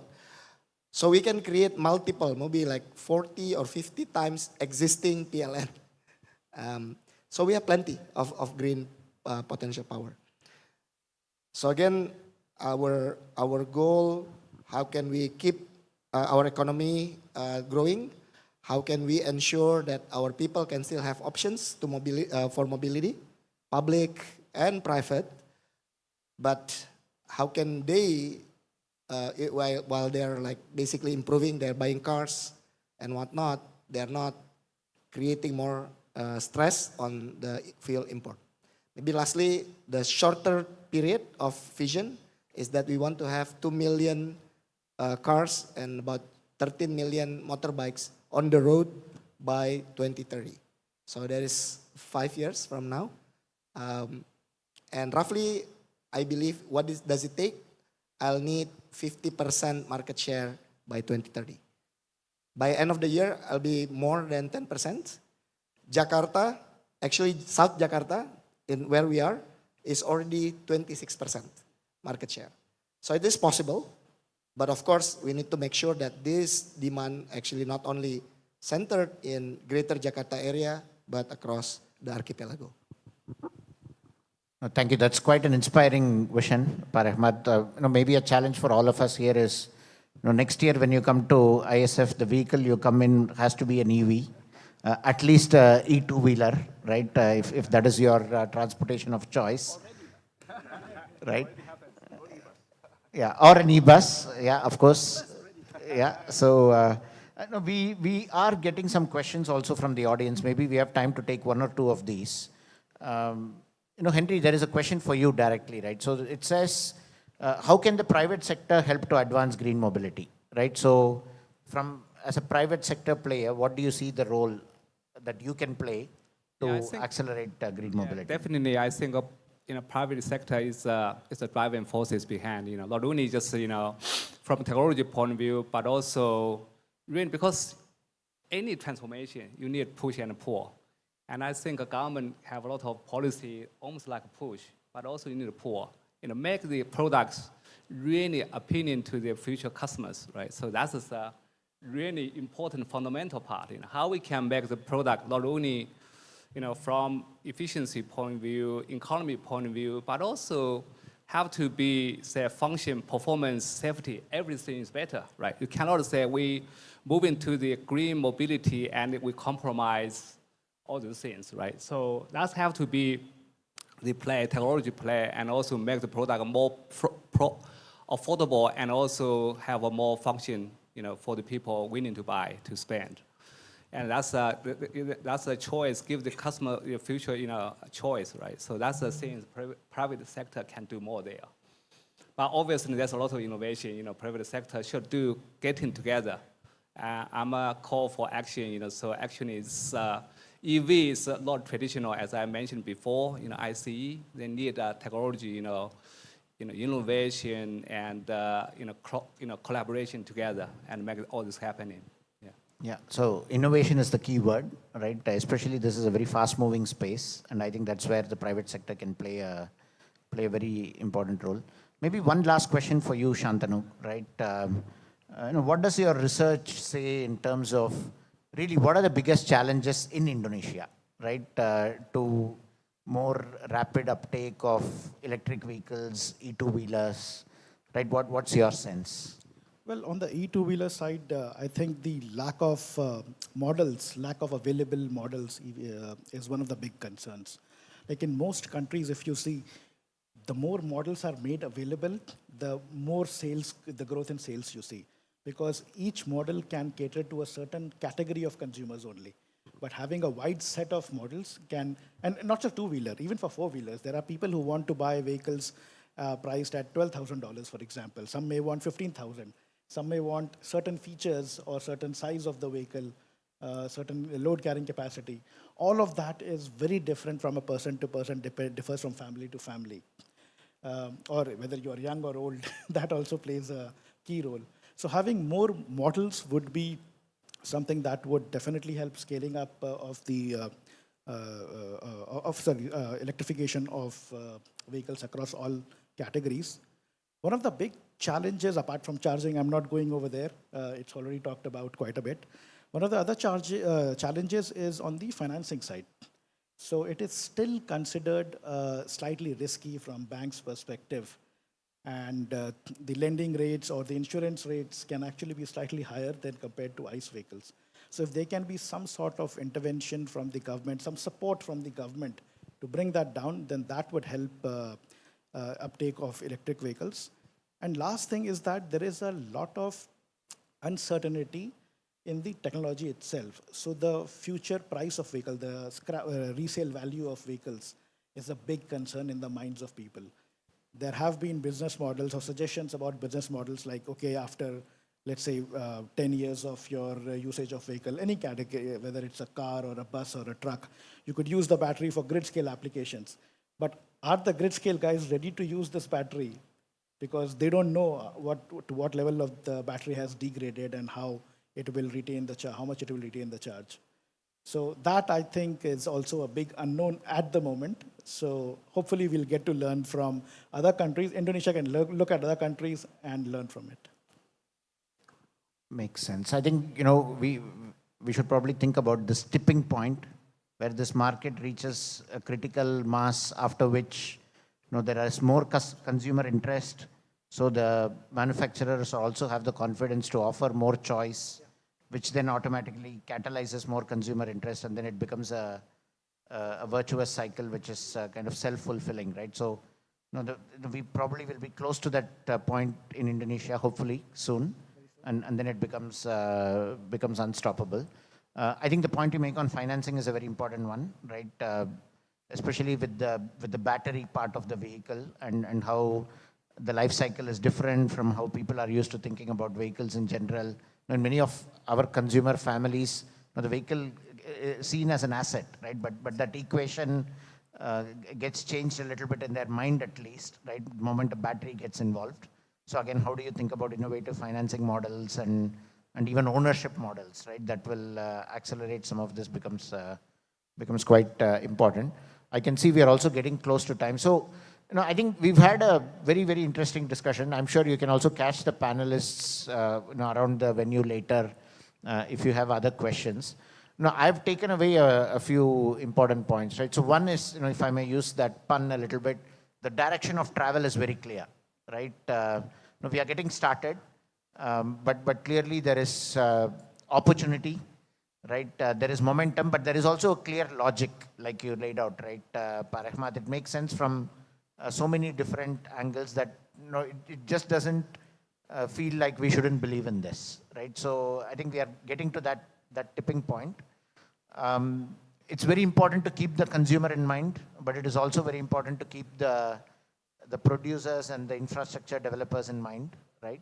I think how our city planners and our urban planners think about this, given that we are making a very systemic change to how we move people and goods, I think is also going to be quite critical, right, as to how this evolves. I guess we are not alone, right? Indonesia, of course, will chart its own journey, but at different scales, other companies and countries have also figured out different paths. I think we should also be humble and learn from what has worked and what has not worked, right? But my takeaway is we are just getting started, but the promise is very, very clear, and the momentum is behind us, right? So thank you, I think, for each of your roles in making this happen, and also for sharing it with our audience today. Thank you very much. Maybe a round of applause for our panelists here for their valuable contributions, and also thank you for your questions. I think I will ask the host to guide us here. Do we have a group photo now? Yes, please do so. So once again, thank you very much, speakers, and also moderator, Mr. Bala Subramanian, for leading this discussion. And let's have a picture together, gentlemen. Face the camera and don't forget to smile. This is our last panel discussion of the day, touching on the topic of emission-free mobility, catalyzing the shift to green mobility. A lot of best practices and experiences shared as well, and the plan for Indonesia.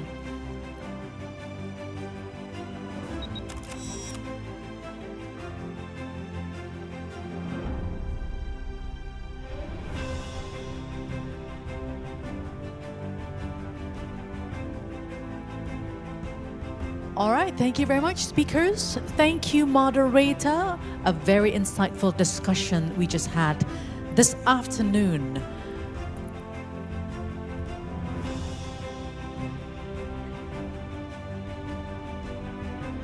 Ladies and gentlemen, don't go anywhere yet. We are nearing the end of today's program, but we have some of the agendas at this very end of the program today. So please stay put in the plenary hall.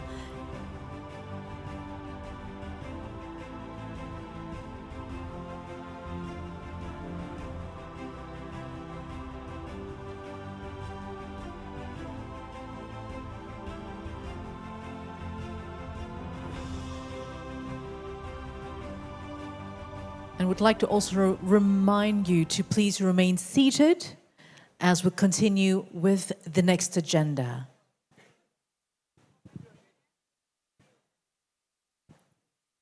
So ladies and gentlemen, next is the launch of Indonesia Transition Fact Book. It is a joint initiative by Bloomberg NEF in collaboration with Kadin Indonesia.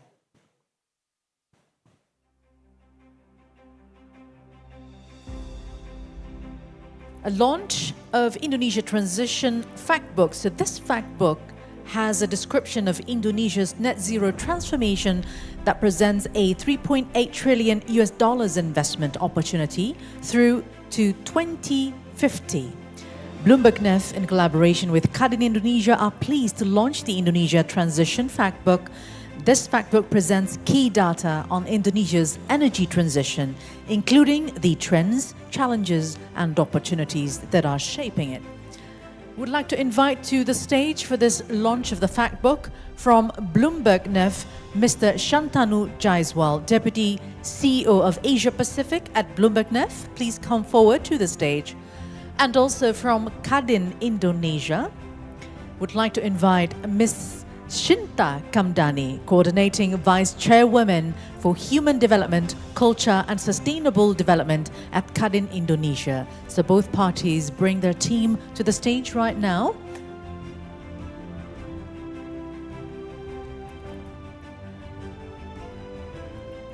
I would like to invite everyone to have a picture together in this very important moment and to also show the fact book to the cameras.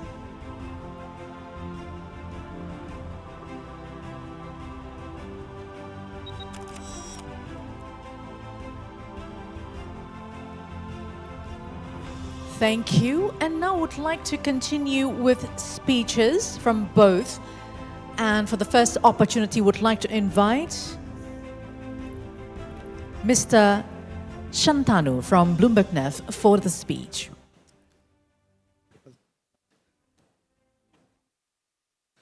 Thank you very much, organizers.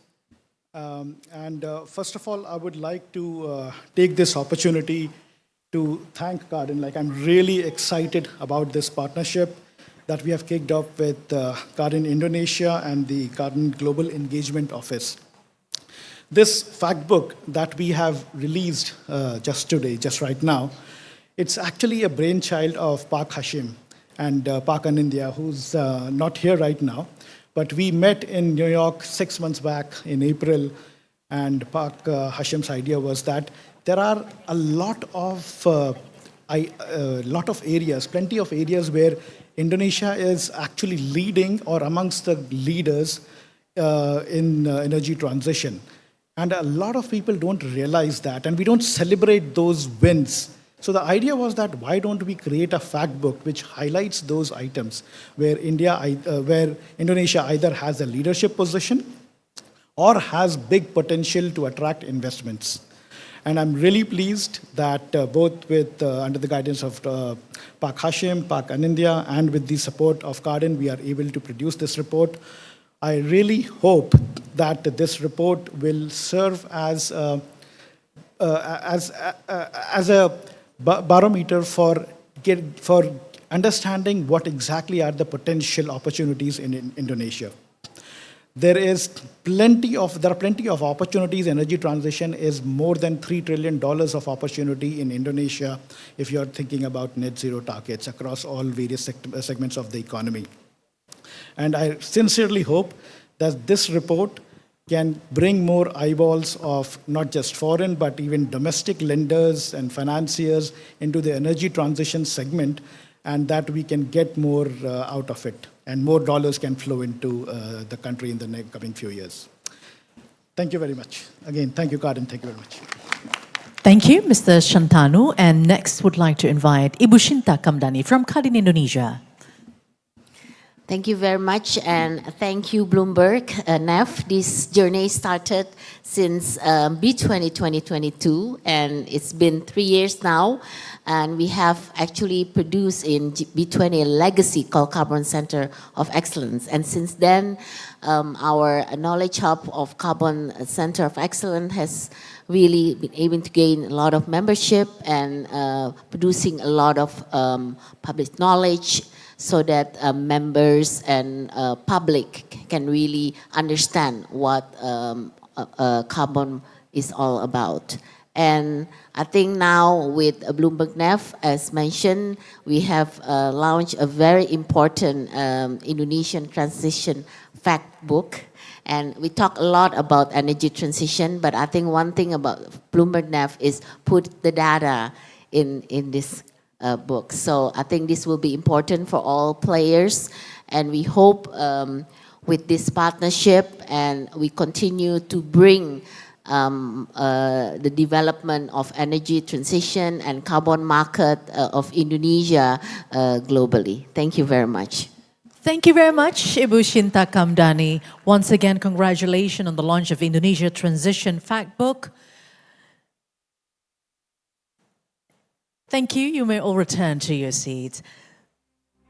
So, Indonesia Transition Fact Book, a very, very useful fact book that consists key data on Indonesia's energy transition, including the trends, challenges, opportunities that are shaping it. And it is Indonesia's net zero transformation that presents a $3.8 trillion investment opportunity through to 2050. Bloomberg NEF, in collaboration with Cardin Indonesia, launched that fact book, and hopefully this one can be a barometer for investment opportunities that lies in Indonesia. And ladies and gentlemen, talking about decarbonization, one of the most effective technologies used are actually CCS and CCUS. So now, ladies and gentlemen, strategic collaboration between Energi Mega Persada EMP and PEMA for Indonesia's low carbon future, carbon capture storage CCS and carbon capture utilization storage CCUS roadmap of Block Arun is actually on the way. And so for this, to get more information about it, I would like to invite to the stage Mr. Tri Firmanto, Director, Chief Operation Asset B, PT Energi Mega Persada Tbk, to the stage.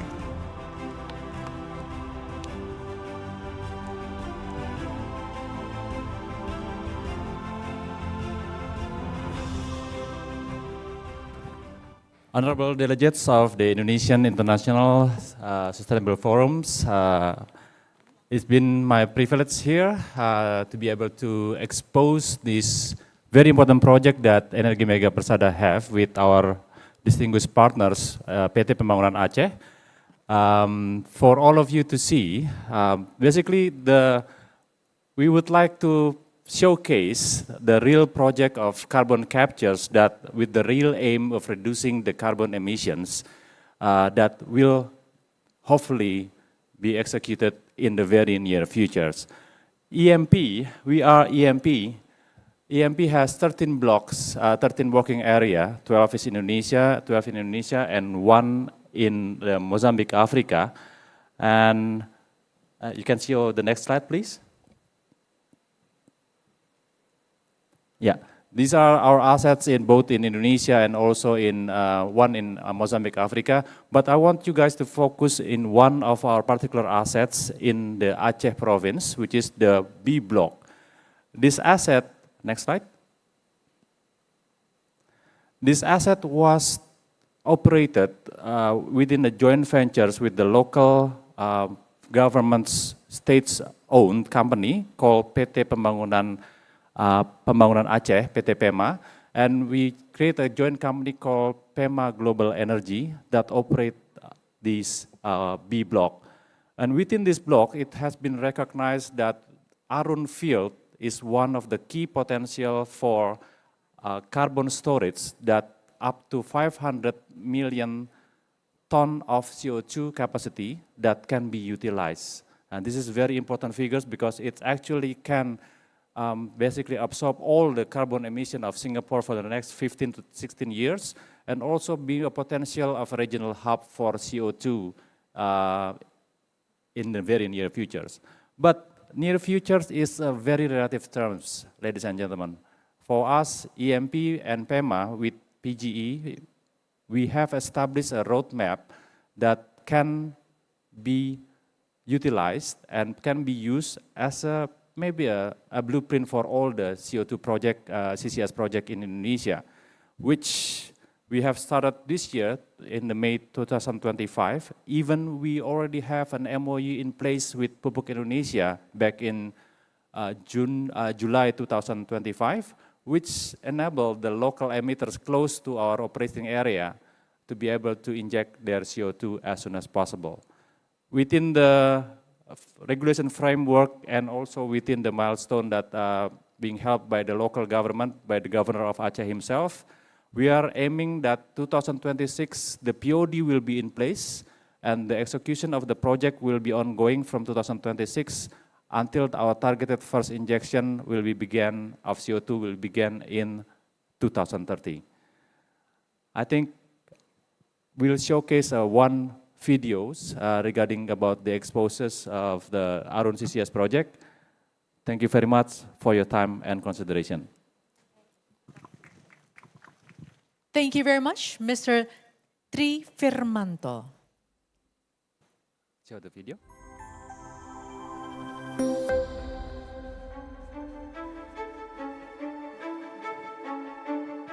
Sejak alih kelola wilayah kerja B di Aceh Utara pada Mei 2021, PT PEMA Global Energy atau PGE memiliki komitmen kuat untuk berkontribusi di industri hulu minyak dan gas bumi di Provinsi Aceh, serta berperan penting dalam menunjang ketahanan energi nasional.